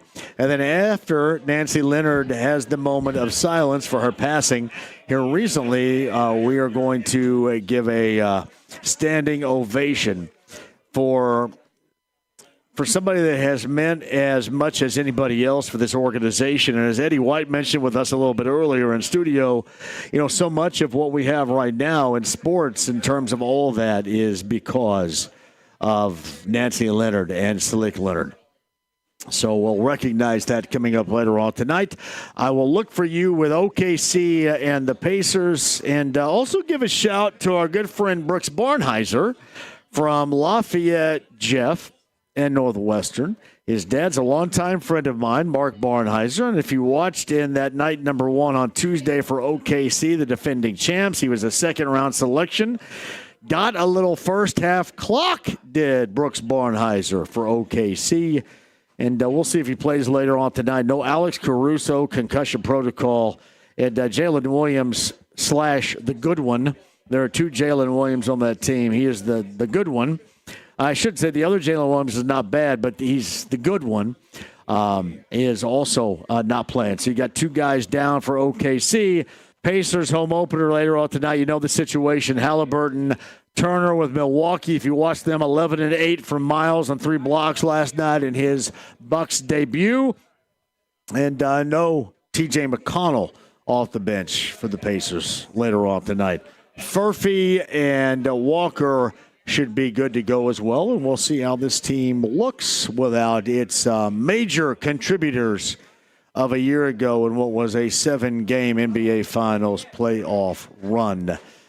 Pacers, OKC tonight. 7:30 is that tip time right here at 93.5. 107.5 The Fan. Joe's Grill, we're in Fishers today. Brooks School Road, 116 in Brooks School. Brent Halverson rejoins. Hello, Brent. Hello, John. Pretty good little segment there with the Ryans. Yeah, I love having the Ryans right here. They were wound up. The Ryans were wound up. That's good. They were wound up. Now he's coming off his mountain crawling over in Tennessee, so it was good to see him back. But hey, I think we were talking a little bit earlier about that IU-UCLA game. Like he said, that's a lot of points. That is a lot of points. I think this is going to be a little bit closer than that as well. Why would you suggest that, though? Because the thing I see is IU offensively, they're going to run it up. They are. They're going to leave no doubt on it. So that's a danger. And even though, since they've made the coaching change, UCLA has played better, this is going to be different. You're coming cross-country playing at noon. What is that? West Coast time, about 9, 8 in the morning, something like that. There's a lot of things that play into normally these West Coast teams down in the Big Ten not playing well. And there's a lot against the Bruins, I would have to think, for that big noon kickoff. Yeah, it is. And, that's a great point you bring up. That West Coast, East Coast thing is a real deal, and that's a little bit of fatigue right there. Coming with an early game for those guys. But, again, 25.5, I believe is the number I saw. That's a big number. That's a big number right there. And, I don't know. I hope not. But, Indiana looks great. And you're right. They're not going to let up. It's just, can you contain enough to cover that 25.5? And I think they win the game by 20. That's going to be a promising win, and hopefully they do get the W. That's going to be the key. So. Yeah, and then you gotta put the hammer down too. No matter where you are, and that's just the way that it is. That's why I love Cignetti, though. Yeah, he does that, and he just goes after it. And again, I think we've talked a little bit about they can be up 35 points, and he's still on somebody for missing coverage or for doing something. He's just continuously coaching, and I really admire the way he does his way he runs his ship, right? I mean, he's got those boys just going at it all the time. But again, I think it's a lot of points. Hope to see him get out to 8-0, number 2 team in the country, which is pretty awesome. I talked to Omar Cooper Jr., their wide receiver from a place not too far from here, Lawrence North High School. Just a fantastic athlete, has a great season so far for IU. And he thinks that's one of the things that is the reason behind their success is he keeps you humble. He stays on top of you. There is no pat on the back. I mean, when the moment happens, the moment is over, and you move on. And that's exactly how we've seen this IU team over the past 2 years with their levels in which we have never seen in the past, is because you're constantly moving on. I mean, you're coaching up that moment and not coaching up and patting yourself on the back for the past. Yeah, and it's really building these guys just tighter together, right? They know what's expected out of them. They know that they've got to perform. They can't lack off and start celebrating too soon, because that's when you're going to get kind of caught from behind, right? But yeah. I think it's pretty astonishing to see what Signetti's done, and go Hoosiers, man. It's pretty awesome. I never thought we would be talking about the number 2 ranked Indiana Hoosiers in football. Incredible. All right, the whole gambling. I see you, Derek. Good to see you, pal. Good to see you, buddy. The gambling allegations and the arrests. Wow. Shaking the sports world and certainly the NBA right now. So I mentioned Damon Jones a little bit earlier. He was arrested Thursday, that's earlier today, amid charges that he allegedly disclosed privileged injury information about a prominent basketball player to facilitate illegal sports betting, authorities announced. And what is being talked about, and this is from ESPN, LeBron James was the prominent player, a source close to the situation has said. This has potential to wreck a lot of things right here. Oh, it really does. It's wild. I'm just hearing more and more as this kind of breaks and starts spreading out a little bit. I was talking with Mr. Parks and Lasley earlier, and they were, he's telling me about these poker games that were, facilitated by the mob, and they had. They had cameras on cards, and they'd bring in what they called the fish, right? Just me or you going in to play some cards and think we can win some money. And they were getting these guys for not little coins right there. I mean, they got one guy for $1.7 million, and then they shook him down when he didn't pay. It was a full-on onslaught deal right there. And then you see the stuff like, all the prop betting and stuff we talked about. Interesting to see how involved that, how long is that going to go on, right? Like, how long are they going to allow these bets to be out there? Because it's going to continue to infiltrate into deeper players. And I know they've been talking with, Adam Silver was talking with DraftKings, FanDuel, whoever, about taking off some of these lower guys, right? Like some of these guys that are, 4 points or total. And because that can be manipulated pretty easy. And just go with the big guys, the Gilchrist Alexanders and guys like that, where they're going to have 35 points, and put that number out there. So it'll be interesting to see how this all unfolds, because I guarantee there's a lot more going on than what we even see and turning in right now. It is troublesome, no doubt, for the NBA. You started up and you want to be under the spotlight of that, and instead you've got these gambling situations, which obviously those out there that believe or in this case, don't believe in the integrity of the on-court play of the NBA have even further evidence not to believe right now, which is incredibly problematic regarding your product.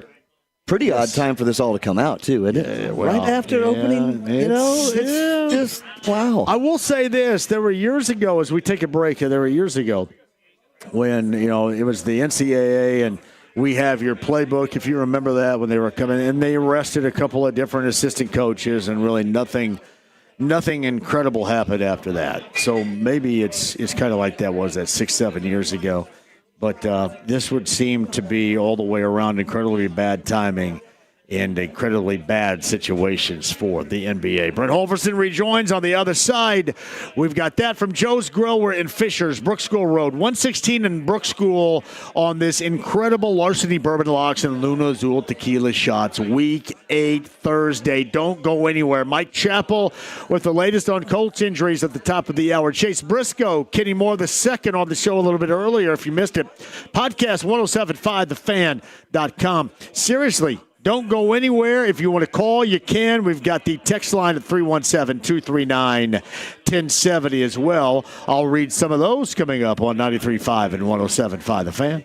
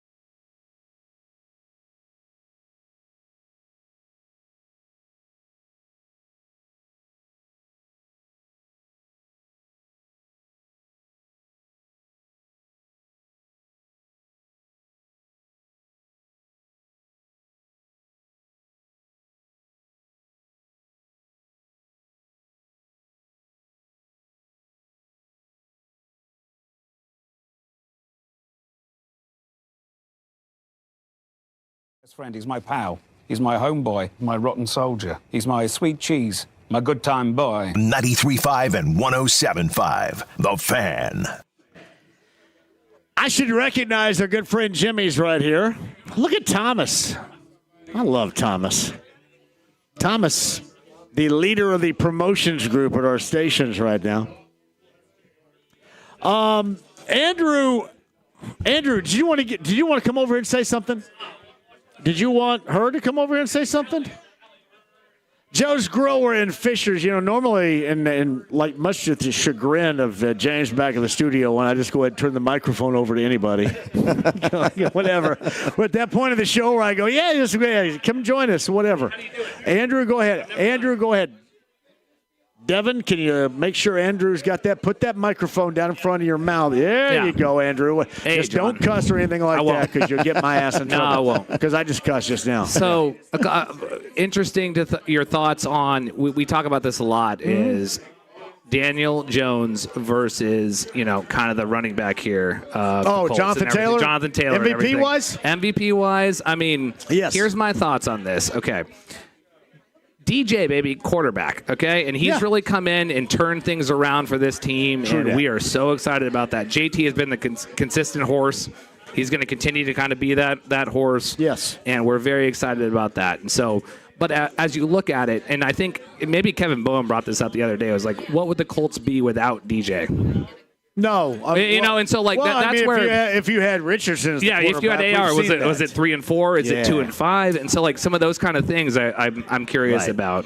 I give the nod in this case, Jonathan Taylor. Yeah, I know you do. But here's the reason why: because most notably, you're always going to go with the quarterback, and the quarterback in this case that has changed the dynamic entirely for this offense for what it does is Daniel Jones. Yes. So that is probably the winner. But I want to give Jonathan Taylor his due, because he was doing this when it was crap, and he's doing this when it's been fantastic. That's so far. very true. Yeah. And then also, what about? Just the fact that hey, he comes in here, and then you've got JT doing his thing. Yes. You got obviously DJ doing his thing too.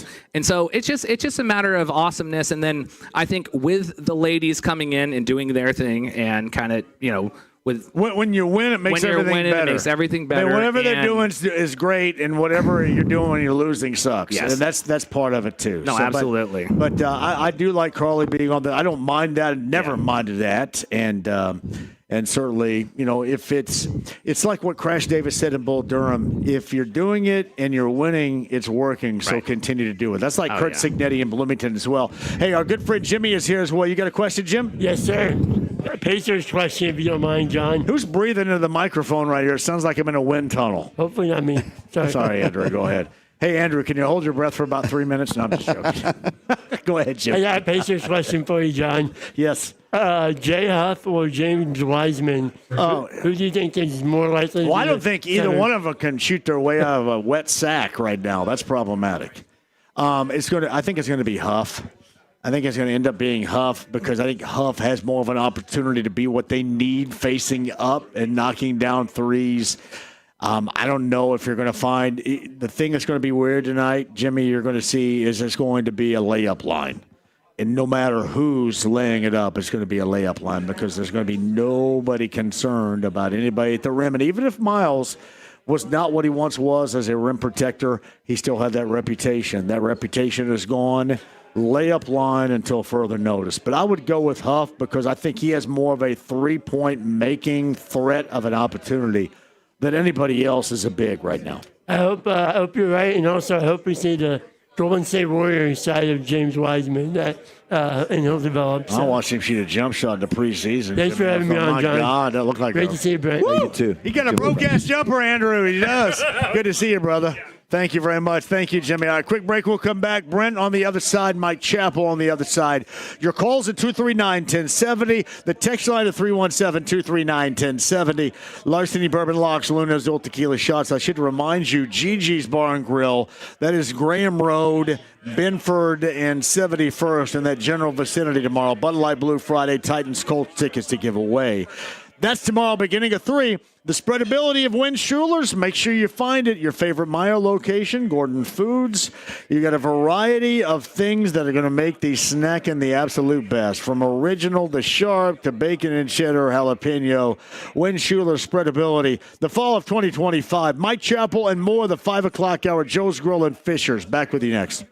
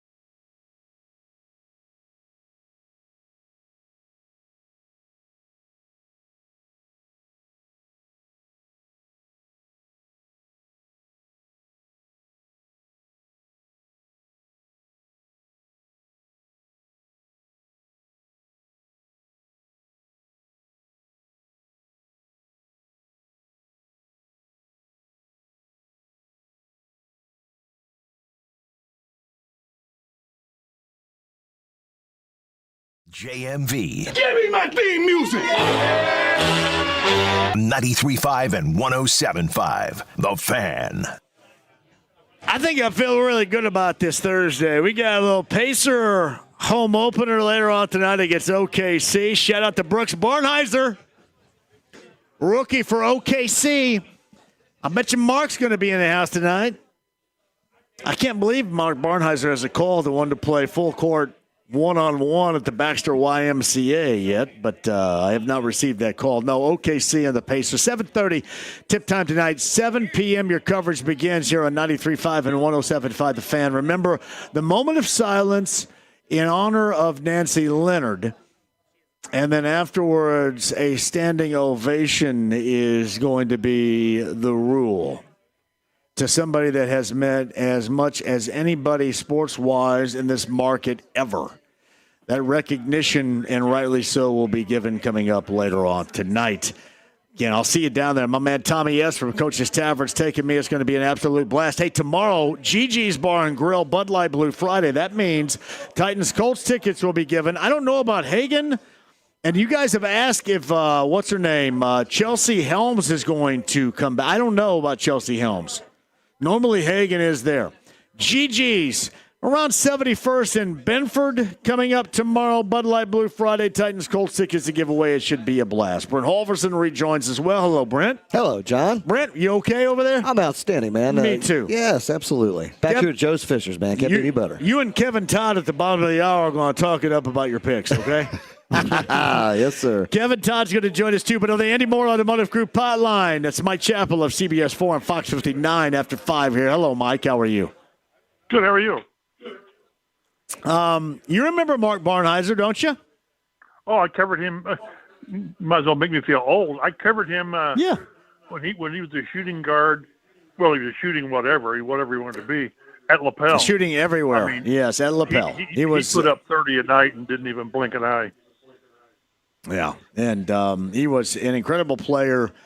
He was not my high school coach, but he came in after me, and I have never had more admiration. He is one of the best coaches that I have ever been around, and granted, the proof is he got more out of dudes that didn't think they had it than anybody, and I think that's always, to me, Mike, a sign of a great coach. What you get, and for example, Dusty May, the head coach of Michigan, would tell you this as well, got more out of him than anybody else ever would. And I always think that is the mark of an exceptional coach, which Mark Barnheiser still is doing today at Lafayette, Jeff. You know, and I go back again, I always talk the golden years of basketball in Madison County, but it was the coaches, and his coach's name was Dally Hunter. Dallas, we call him Dally Hunter. And I'm sure that Mark saw how you handle players. It's a smaller school, but you always went up against the big schools. And there was Phil Buck at Madison Heights and Bob Fuller at Highland and Norm Held at Anderson. And they just had great coaches. In these players, if you're good players, first you're coachable, but then you take things from that coach. So it doesn't surprise me at all. Again, I've not seen Mark for a few years, but I had a great time covering him. I've seen him from time to time, and it's really cool. It's really funny. I always get drawn back to Anderson and Madison County. I think I told you I had a chance to catch up with Ray Tolbert. He ran a clinic over at Mount Vernon for my grandkids, and it just reminds me how special that time was and how many great, not good, great players we had back then, and Barnheiser was one of them. You know, Rick Lance and all these guys. It was amazing. But again, I can only, I'm not surprised that Mark's turned into a really good coach because of the people he's been associated with through his formative years. Yeah, Mike Chappell of CBS 4 and Fox 59. If anybody would know about that level of play in Madison County over the years, certainly Mike would know that. Also, about the Colts, how are things looking injury-wise going into this weekend matchup at 425 against the Titans? Considering it's week 8, that's about as well as you could. Kenny Moore's, again, I try not to get too bent out of shape on a Wednesday practice report, participation report, whatever you want to call it. Kenny Moore didn't practice. I think we're going to be in a maintenance time with him to where he doesn't practice a day, not 2 days, but a day. You know, Braden Smith gets a day off, but you got Kenny Moore back full today. You've got Josh Downs back full. He's still in concussion protocol. But, you know, tomorrow's the day for Josh Downs. As we saw, Alec Pierce had a similar week a couple of weeks ago, and then Friday he wasn't clear of symptoms. So I don't think Taekwon Lewis plays, and and Samson Ebukam won't play. And what I'm encouraged about is they've got Jalen Jones back practicing. He's been out since the opener when he re-aggravated a hamstring, and he's back now. And I don't think he plays Sunday. I just think it's too quick. But they need help at corner so bad, and getting him back probably next week is going to be a huge boost for the defense. Mike Chappell of CBS 4 and Fox 59 joins us. I haven't mentioned this. They need a huge boost, but they need it from the trade deadline. Is there any way that you believe they don't address a need defensively prior to the trade deadline coming up in early November? No, that may be a double negative, but I know what you're saying. I think they I think they need. I think they need to, and I think they will. This has been a little different Chris Ballard approach this year. I think, you know, there's always an urgency, but I thought, you know, go back and look. He gave his two biggest free agent contracts to Cam Bynum and Mooney Ward. You know, about $120 million each, and you get Daniel Jones for $14 million. And now that those moves have worked, and here you are at 6-1, and you need help in the secondary, and then you can argue whether you need help in the secondary or as a pass rusher worse. I say corner, although any other time you need pass rushers. But I think that I think he'll get something. I hope it's a corner. I think that the position needs it. So you're in position. You're 6-1. You've got the top seed right now in the conference, and everything's right there for you. So I think they can do that without mortgaging the future. It's not going to cost a first-round pick to get a corner. It's going to cost you maybe a 4, probably a 5, or a 6, and not a massive contract. So if in 2 weeks they've not gotten a corner in here, maybe a pass rusher, but a corner, I'll be surprised and disappointed. I think part of the issue, though, is, and it's weird that you have these, you have a lot seemingly on the landscape of availability, edge rushers, but you sure as hell don't see really any quarterbacks out there that appear to have availability prior to the trade deadline. Yeah, there's a couple, and other guys are more in tune with these guys. But I know, like, Cincinnati's got, I think it's Cam Taylor-Britt. He was like a healthy and active their last game, and he played for Lou.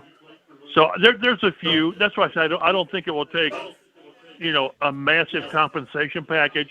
Now, if you try to go get an edge rusher, that might cost you a little bit more. I don't see much of a chance of getting Trey Hendrickson. First, I don't think the Bengals will be in selling mode, not after beating Pittsburgh the other night, and the idea that the AFC North is wide open and they may get Joe Burrow back in December. Pass rushers, there's 2 down in Miami, and I get them mixed up. I think Chubb's got the big contract. Jalen Phillips doesn't. Yeah, and right. You can't take on a huge contract without really redoing some of your own.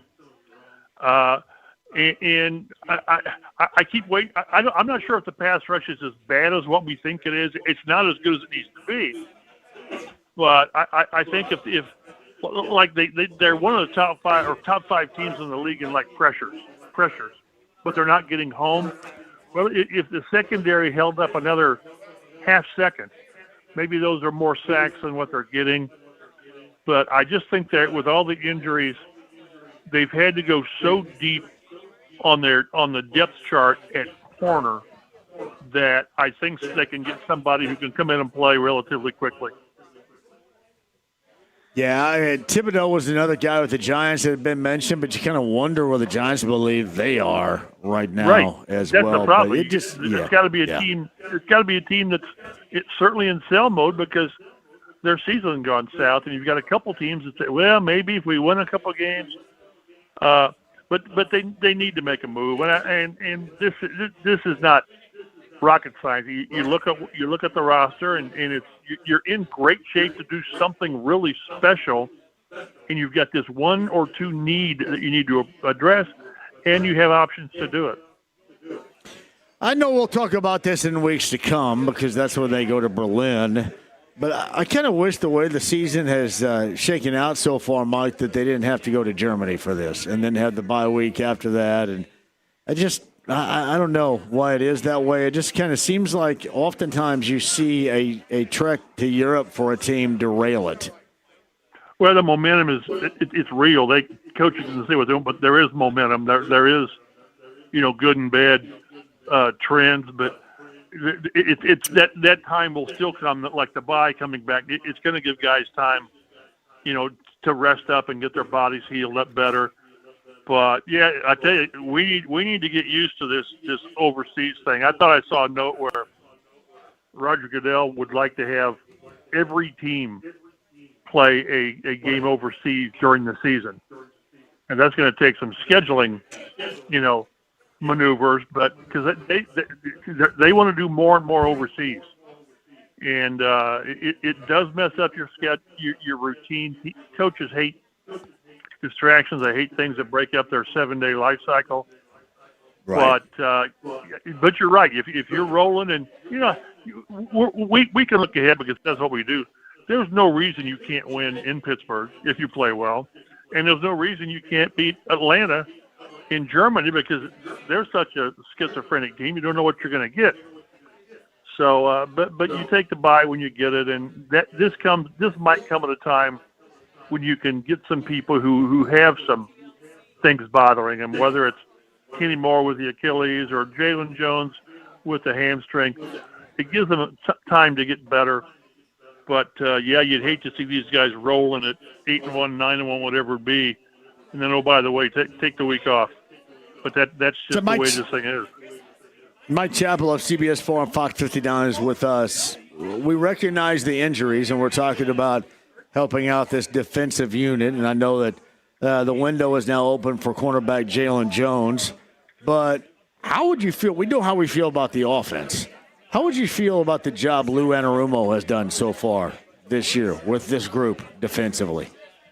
He's done a real good job, I think. Now, again, I wish the pass rush was more effective, but that's impacted by we made a big deal about last week with the Chargers having their like 5th or 6th or 4th and 5th and 6th offensive tackles playing. Well, he's doing that at cornerback. He's playing guys who are doing what they can, but there's no way that in August you thought that these guys would be playing this level of play every week after week. And you've got Mooney Ward who's your shutdown guy. He's going to miss 2 more games. You lose Justin Wally, who was going to be probably a starter. Mike Hilton you go out and get, now he's on IR. So I think when those injuries hit one position like that, it just compromises everything. It's funny. I went back and looked and did this note that the last 2 weeks they've given up like 750 yards passing to Justin Herbert and Jacoby Brissett. That's the most since like 2018 or 19 when Drew Brees and Jameis Winston lit them up. So you just can't give up this kind of yardage and then say, well, we're going to have a takeaway here. We're going to get a sack here. At some point, you're not going to get that stop.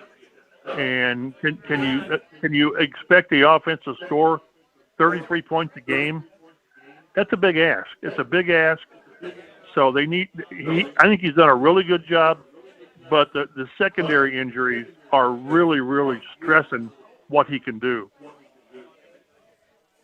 So Mike Chappell at CBS 4 on Fox 59, you probably realize what's going on with the news today regarding the NBA and the arrests made and Terry Rozier, Chauncey Billups, former NBAer Damon Jones. How much should we be concerned just on the overall sports landscape with this type of stuff in mind?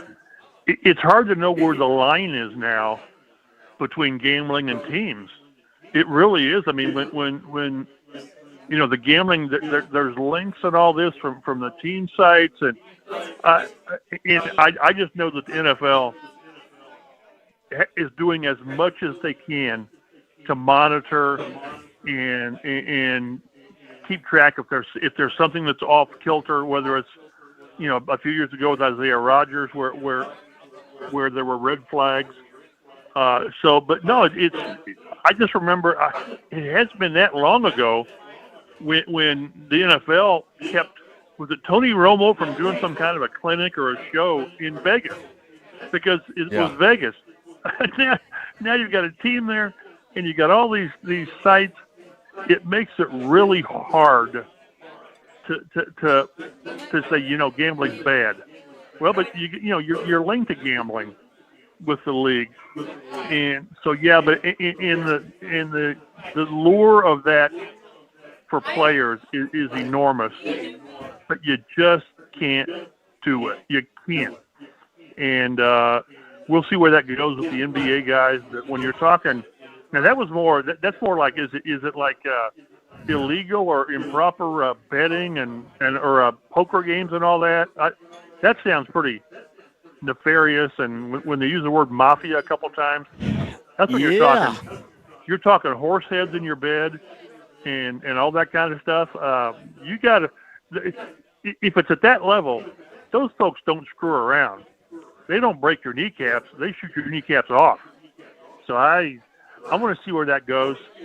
I think the NFL does a pretty darn good job at monitoring that.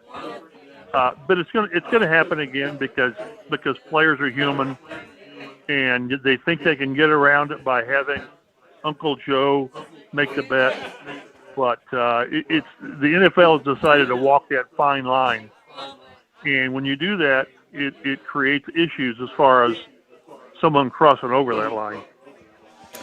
Mike Chappell of CBS 4 and Fox 59 with us. Hey, quickly, before I let you go, do you believe right now, we're so early in the season still, that the Colts win the division and get a nice little seed in the postseason to where maybe we finally see them get a win?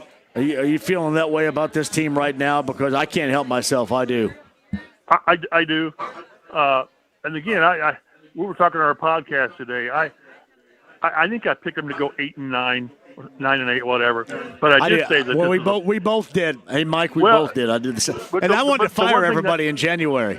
Yeah. Well, I know. But the one thing I did say is this was a playoff caliber roster, and if they just got competent play at quarterback, they could challenge for the division. Well, Jones has given them much more than competent play. But boy, you're 6-1, and I realize the second half of the schedule's tougher. But who knows what Houston's going to do? Who knows what Jacksonville's going to do? So, and you've got a 2-game lead in the division. You're 3 games up on Houston in the loss column. So I like their chances. And boy, once you get in, you got a chance. But if you win the division, you got a home game. And if you keep this thing going, maybe you've got a top seed. Who knows? So, I like what they're doing. And we both, this was important to take advantage of the first part of the schedule. And if you do that, all things are possible. I've not gone that Super Bowl is a great chance. I'm not there yet because that's a huge leap. But there's no reason they can't win the division. And once you get in, win a game or two, and then who knows? That is Mike Chappell of CBS 4 on Fox 59. He's on the Andy Moore Automotive Group hotline. Hey, give a watch. Hopefully he plays a little bit more than he did on Tuesday night. But Brooks Barnheiser tonight for OKC. Should be fun to watch the Pacers open up. It's a great story. It's a great story, a great family, and, good for Mark and Brooks. Hey, Mike, I appreciate it. We'll do it again next week. Be well, buddy. Mike Chappell of CBS 4 and Fox 59. Joe's Grill, Fishers 116 and Brook School. That's Brent Olverson. I'm JMV. Hello, Brent. Hello, John. I was just talking with our man out there. He was like, what'd you guys do during COVID? And I'm like, man, what did we do during COVID? We did live remotes. We did live remotes. Yeah. Well, no, we did. We went to the casinos. That's right when they started their legalized then when they had me sports behind. book. Remember we they had had me behind the plexiglass. That's what I just told him. I'm like, it was like I was robbing a bank every time. I remember we were in somebody's backyard over in McCordsville.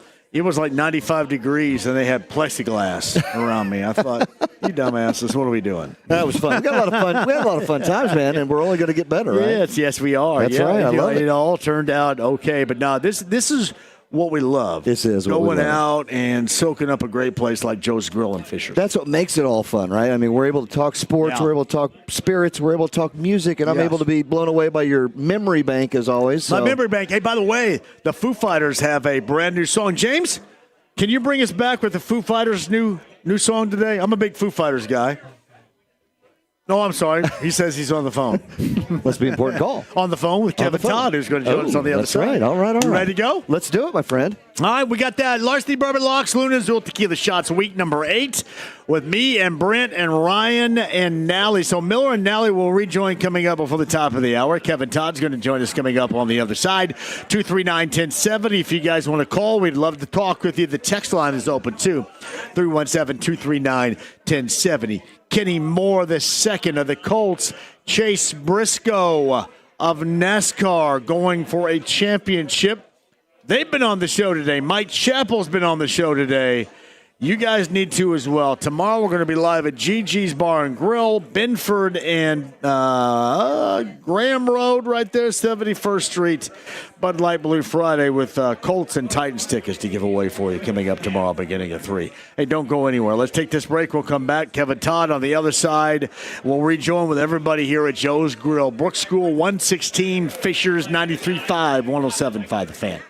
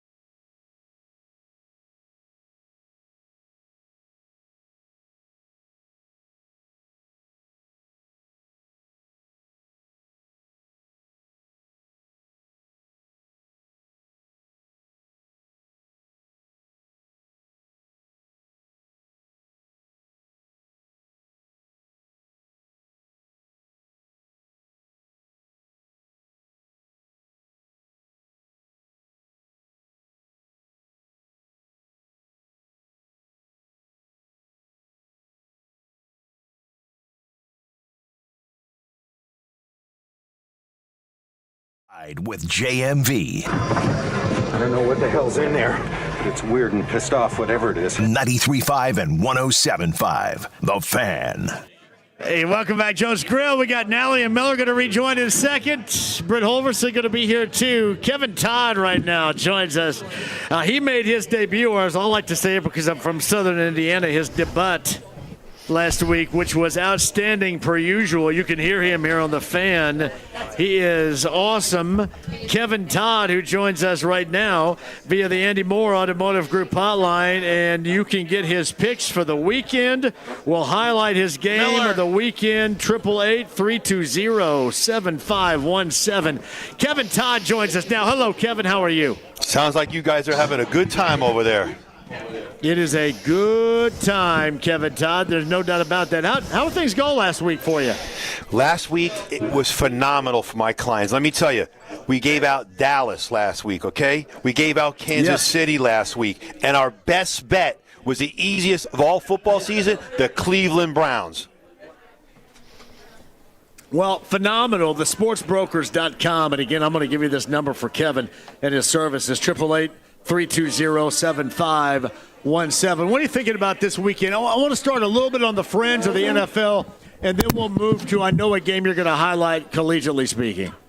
Exactly. Let me just tell you right now, tonight's matchup is a really, really good matchup tonight between Minnesota and L.A. This is a game where both teams, this is like a must-win for both teams if they want to continue to the playoffs, because I believe whoever loses this game tonight is essentially going to be out of the playoff race completely. And let me tell you, folks, I've got some strong information on this game tonight. This is my Thursday night NFL game of the year. My existing clients are moving 4 to 5 times their normal wager.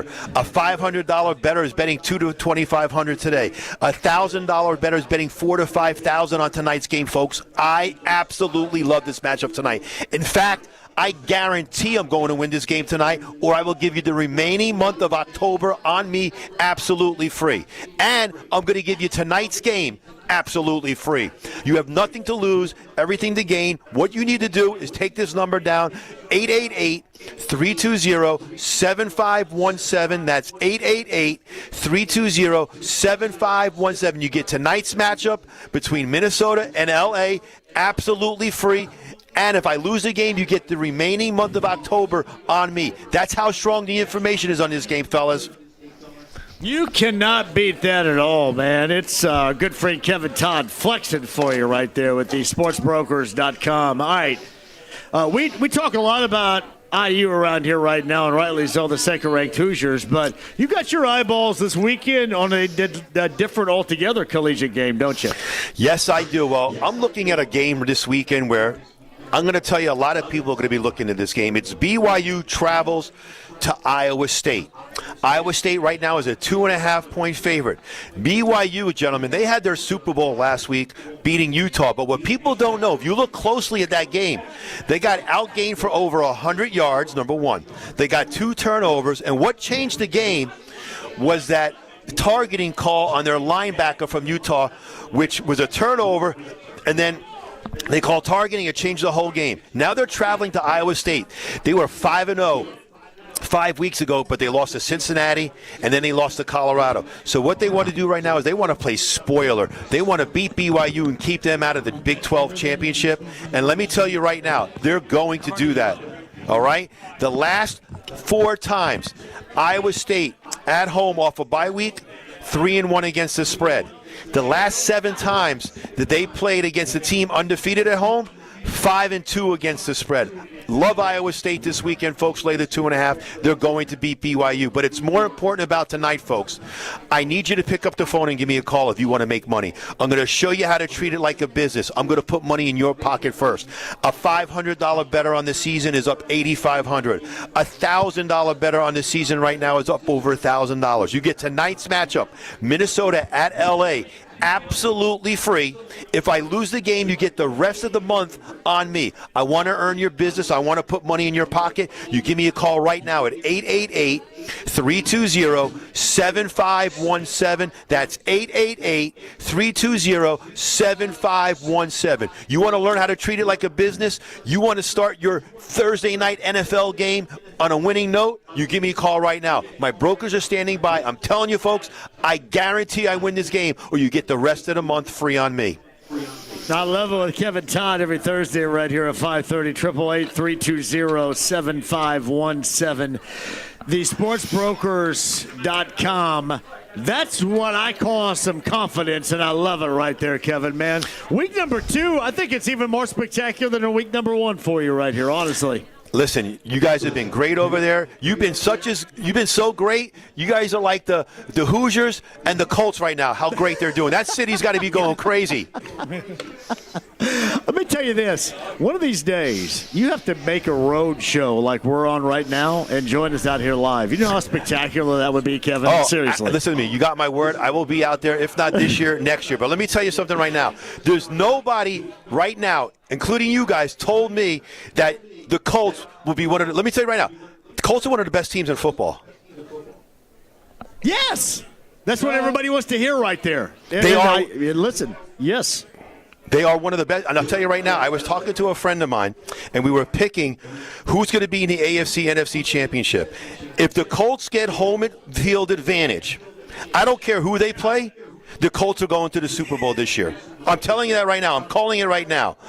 And Indiana, if Indiana's going to the playoffs, even if they lose in the playoffs to I should say in the Big 10 or Big 12 championship, whatever conference they're in, even if they lose, they're going to the playoffs. All I know is that quarterback, he better go to my team, which is the New York Jets. Fernando Mendoza. He better go to the Jets. Right there. You know what would be funny? How about if he says, I'm going to stay in school? How about Mendoza says, I'm going to stay in school because I don't want to go to the Jets? Wait, because he doesn't want to go to the Jets? Yes. Or the Saints or the Dolphins, right? Listen, no doubt. But let's face it, guy. Anybody who is a number 1 draft pick is going to go to a bad football team. It's just that's a fact. Yeah, there's no doubt about that. That's Kevin Todd right there. Call him, Iowa State, BYU, and his picks at 888-320-7517. Seriously, we do this every Thursday. One of these days, you got to join us out here live. That'd be great. I'm telling you, I've never been there. I'm going to come. Not only that, I'll come out there and we'll go to a game, even if it's the Pacers, even though they're not going to be that good this year. Oh, easy. Oh, easy. Listen, guys, you know it's the truth. They got too many. They got injuries. Plus 3.5. All right, listen. Hey, Kev, man. Hey, Kev, we love you. We still want you out here, regardless of your Pacers take. I'll buy all his drinks. The guys, listen to me. Man. Play Iowa State and thank me next week. You got that. TheSportsBrokers.com. That's Kevin Todd, 888-320-7517. Hey, Kev, man, seriously, thanks for coming on, and the dialogue is always awesome. We appreciate you, buddy. Guys, it's always great coming on. And just so your audience knows, I turn outcomes into incomes, baby. I love it. I love it. I need some incomes right here. So Exactly. I'm leaning on you right here, brother. Oh, man. Thanks, Kev. Take care, guys. All right, It's Kevin Todd, 888-320-7517. Yeah. Yes, the BYU Iowa State game. That's his game right there. We'll have to watch that and see what happens. Have you concentrated on that? He was right about last week, though. Was he? And he did get calls last week too from this show. So did he take Cincy like we did, or I did? Yeah, did something just fall over there? I don't know. I hope it wasn't a person. Oh, it was a light. What was that? Nah, it's the edge pool table. Pool table. All right. I love All right. Kevin Todd until he dropped the whole Pacer thought. I went, no, don't do it. He said you got the Hoosiers and the Colts, and you had everybody with you. He's a Nick fan. All the people that said that Halliburton was overrated last year are the exact same people that are saying that we're going to be bad without him this year. So choose a side. I will say this, Miller. He does have a point because that is problematic for the Pacers. But fair. I'm just saying those are all the same people that said that Halliburton was overrated last year. That's all I'm saying. They said he doesn't matter to the team, and now they're saying that he's so important that we can't do well without him. So which side do they want to be on? I love this group so much. I'm taking BYU. I'm taking BYU plus 3.5. Why would you teasing them up? Why would you not, man? Right now, Miller and I are going to start a podcast next week. See, I got to get Brent. You call us on 1-800-MAKE-MONEY. I like that guy because I would say some things that just probably probably wouldn't be good. I know he's one of your guys. You know, nah, you would be fine. Yeah. He reminds me of the Two for Money guy. He was great. De Niro. It was such a great it movie. is funny. I like catching popsicles to a woman in white gloves, man. He was freaking doing awesome. This is my I loved it. guaranteed window of the year. I'll give I you loved all it. the free if you don't win now. Yeah, that's funny. Well, call Kevin Todd at 888-320-7517. A lot of you did last week, and we thank you for that. TheSportsBrokers.com. He is a fun as hell dude, and that's what this show is about. Fun as hell dudes. It is fun as hell dudes. And speaking of fun as hell dude, we got the some Smiley Bros over there. I don't know if you saw them sneak in. I saw the SPT and Collinsworth is over there. Look at that. Welcome, guys. Dave Smiley's at Epcot Where's Dave? right now. Oh, he's at Epcot. That's right. Hey, I hope Dave Smiley right now is paying $25 for a Coke. Yeah, but that'll make me laugh. It's Epcot. You can get a Coke from around the world. You can get Chinese Coke. You can get Mexican Coke. They got all the sodas. Yeah, they're the Smiley Bros over there. Yeah, it's awesome. So, yeah. Hey, we love it. Hey, we love you guys. Thank you for having us out here, too. What's going on here? What's new here at Joe's Fishers? Boy, we've been having a good time, man. This Colts have been doing so well. IU's been doing so well. Sports are just going nuts here in Indiana. We're just having a really good time being able to enjoy all of that. We have been doing some pizzas of the month. I think they've been doing smash burgers of the month down at Caston. We're doing wings of the month over at Westfield. We're kind of trying foods of the month around the world here at all the different Joe's locations. And we're ramping up for Halloween next week. We are. So you guys got the costume contest, right? I don't know what I'm doing yet. Go to Goodwill and find some stuff. Well, I mean, I did already. I got the whole damn Goodwill on my body right now. Told you I was getting you a gift card for Christmas. What are you guys going as? We know yet? I'm going as my wife and I are going as. She's going to go as a blower, and I got leaves on my shirt. So. Oh no, those two things are related. Yeah. Yeah. She's not going to like it. No. But she doesn't know yet? No. Well, she's got an idea. You haven't mentioned it to her? Idea. She might want to know. Yeah. But she's, we're going real cheap at house parties and different bar parties, and it's like, she was like, why do I have to go as blower? What if you leave me and it just says blower on my shirt? Did you say, what if you leave me? Why can't you be the blower? Man. Ooh. No, sir. I got a text message. I just want to say hi to Riley Nally. He's at home listening right now. Hey, Riley Nally. I think Riley texts Miller more than he does me. We got to make this thing PG-13. Man. No way. I told her to wear a Makita hat or a Milwaukee hat, like if you're a lead blower. I'm just taping stuff to a sweatshirt.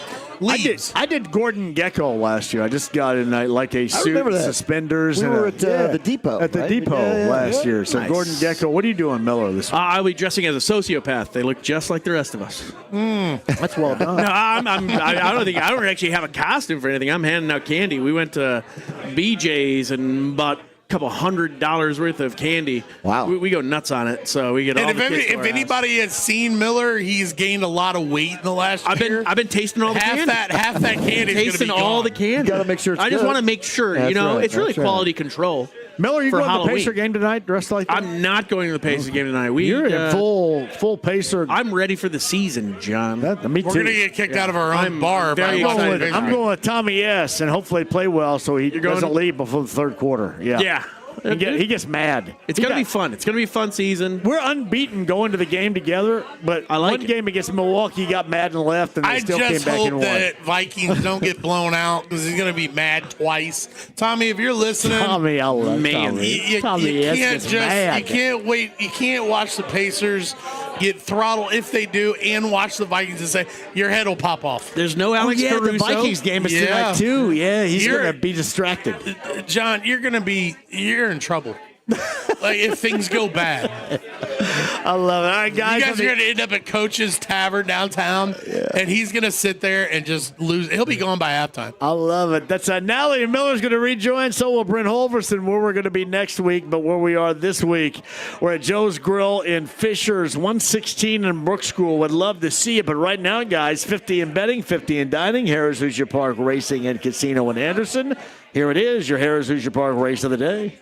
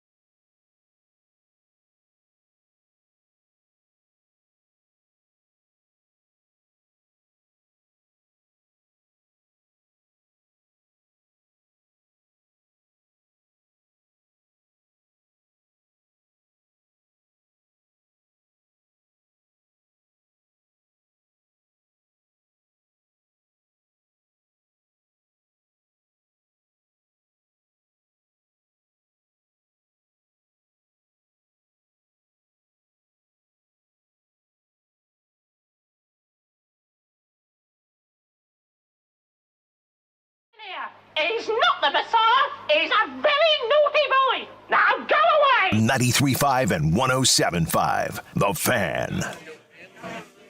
Yeah, I should mention this band Iron Maiden is going on tour next year, 2026, with Anthrax and Megadeth.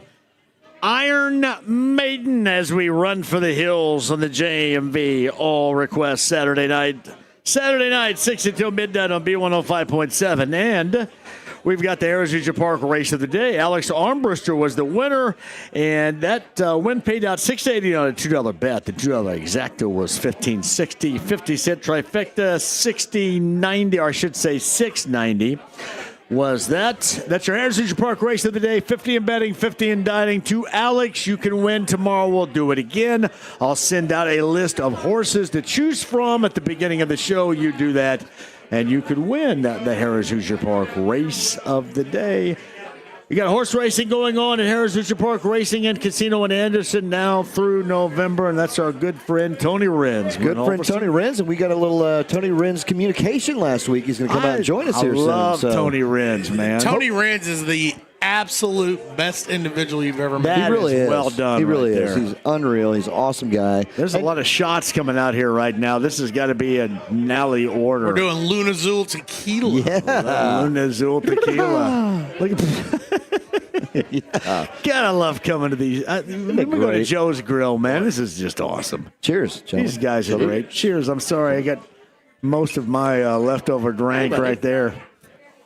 So, yeah, anything else you guys want to add before we get ready to roll out? By the way, Windschuler Spreadability, you can find it Meyer, Gordon Food Service. Yeah, great for snacking, too. Elite level snacking. Windschuler's Spreadability right now at Meyer and Gordon's Food Service. And if you find it, make sure you make me know so I can let people know as well at JMV 1070 on X. Hey, speaking of spreadability and Yes. great cheese. I mean, when they came down, excuse me. Yeah. When they came down last year and joined us, right, live. That was awesome. Yeah. Well, and he sent some out to the best day ever. Yes. The cheese spread.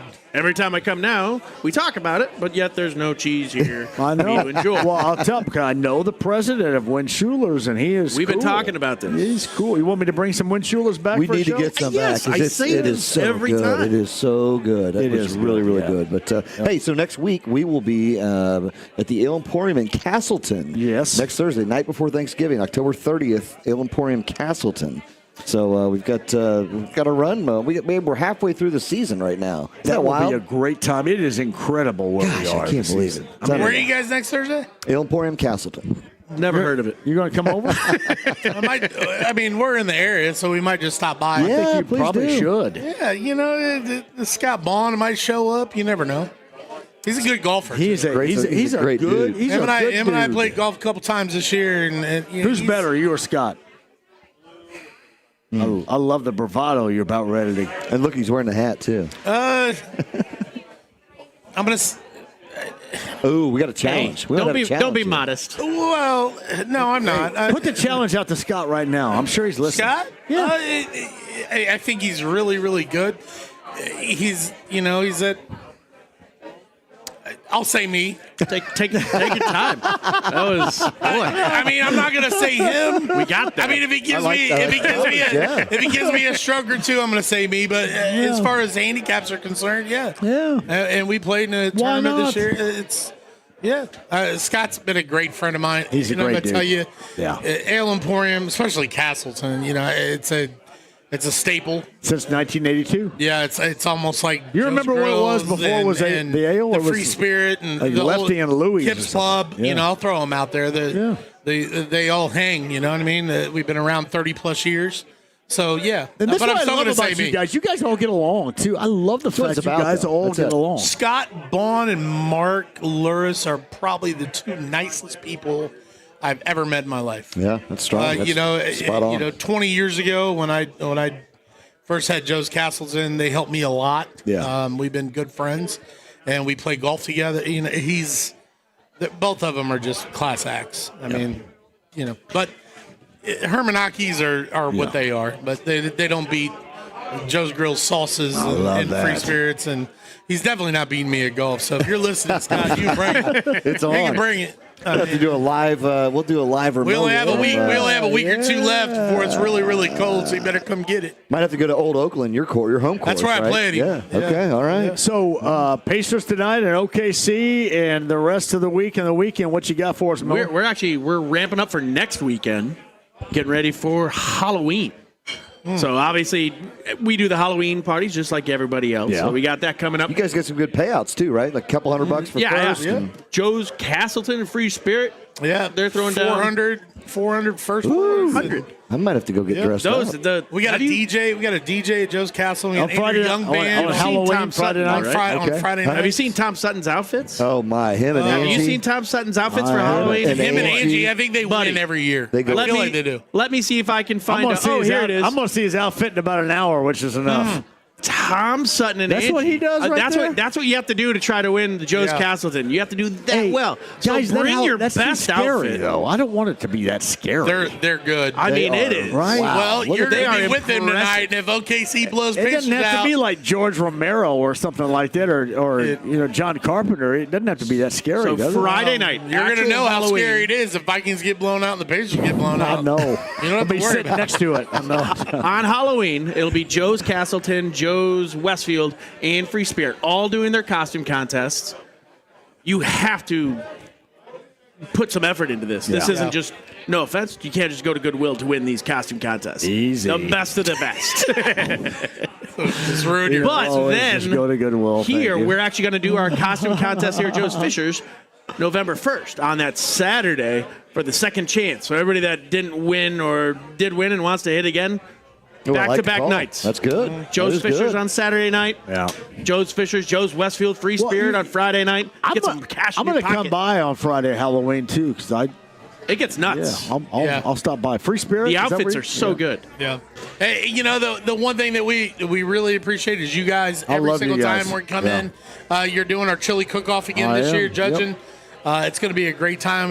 We appreciate and respect the entire service industry, because right now, service industry is tough like anywhere else. But you know what? We're still pouring drinks and We love you, putting out good brothers. food. That's Nally. That's Miller. That's Brent Halverson. Larceny Bourbon Locks, Luna's Old Tequila Shots, Week 8 sports right here, Joe's Grill, Fishers, Brook School Road and 116. Thanks, Brent. Hey, thank you, my friend. Always a pleasure, guys. Thanks for having us here at Nally Joe's. Miller, thank you, Love you guys. guys. Heavy onside Go engineer, Paco. James back at the studio. Yeah. Chase Briscoe, Kenny Moore, Mike Chappell, podcast 1075thefan.com. GG, 71st and Benford, Bud Light tomorrow.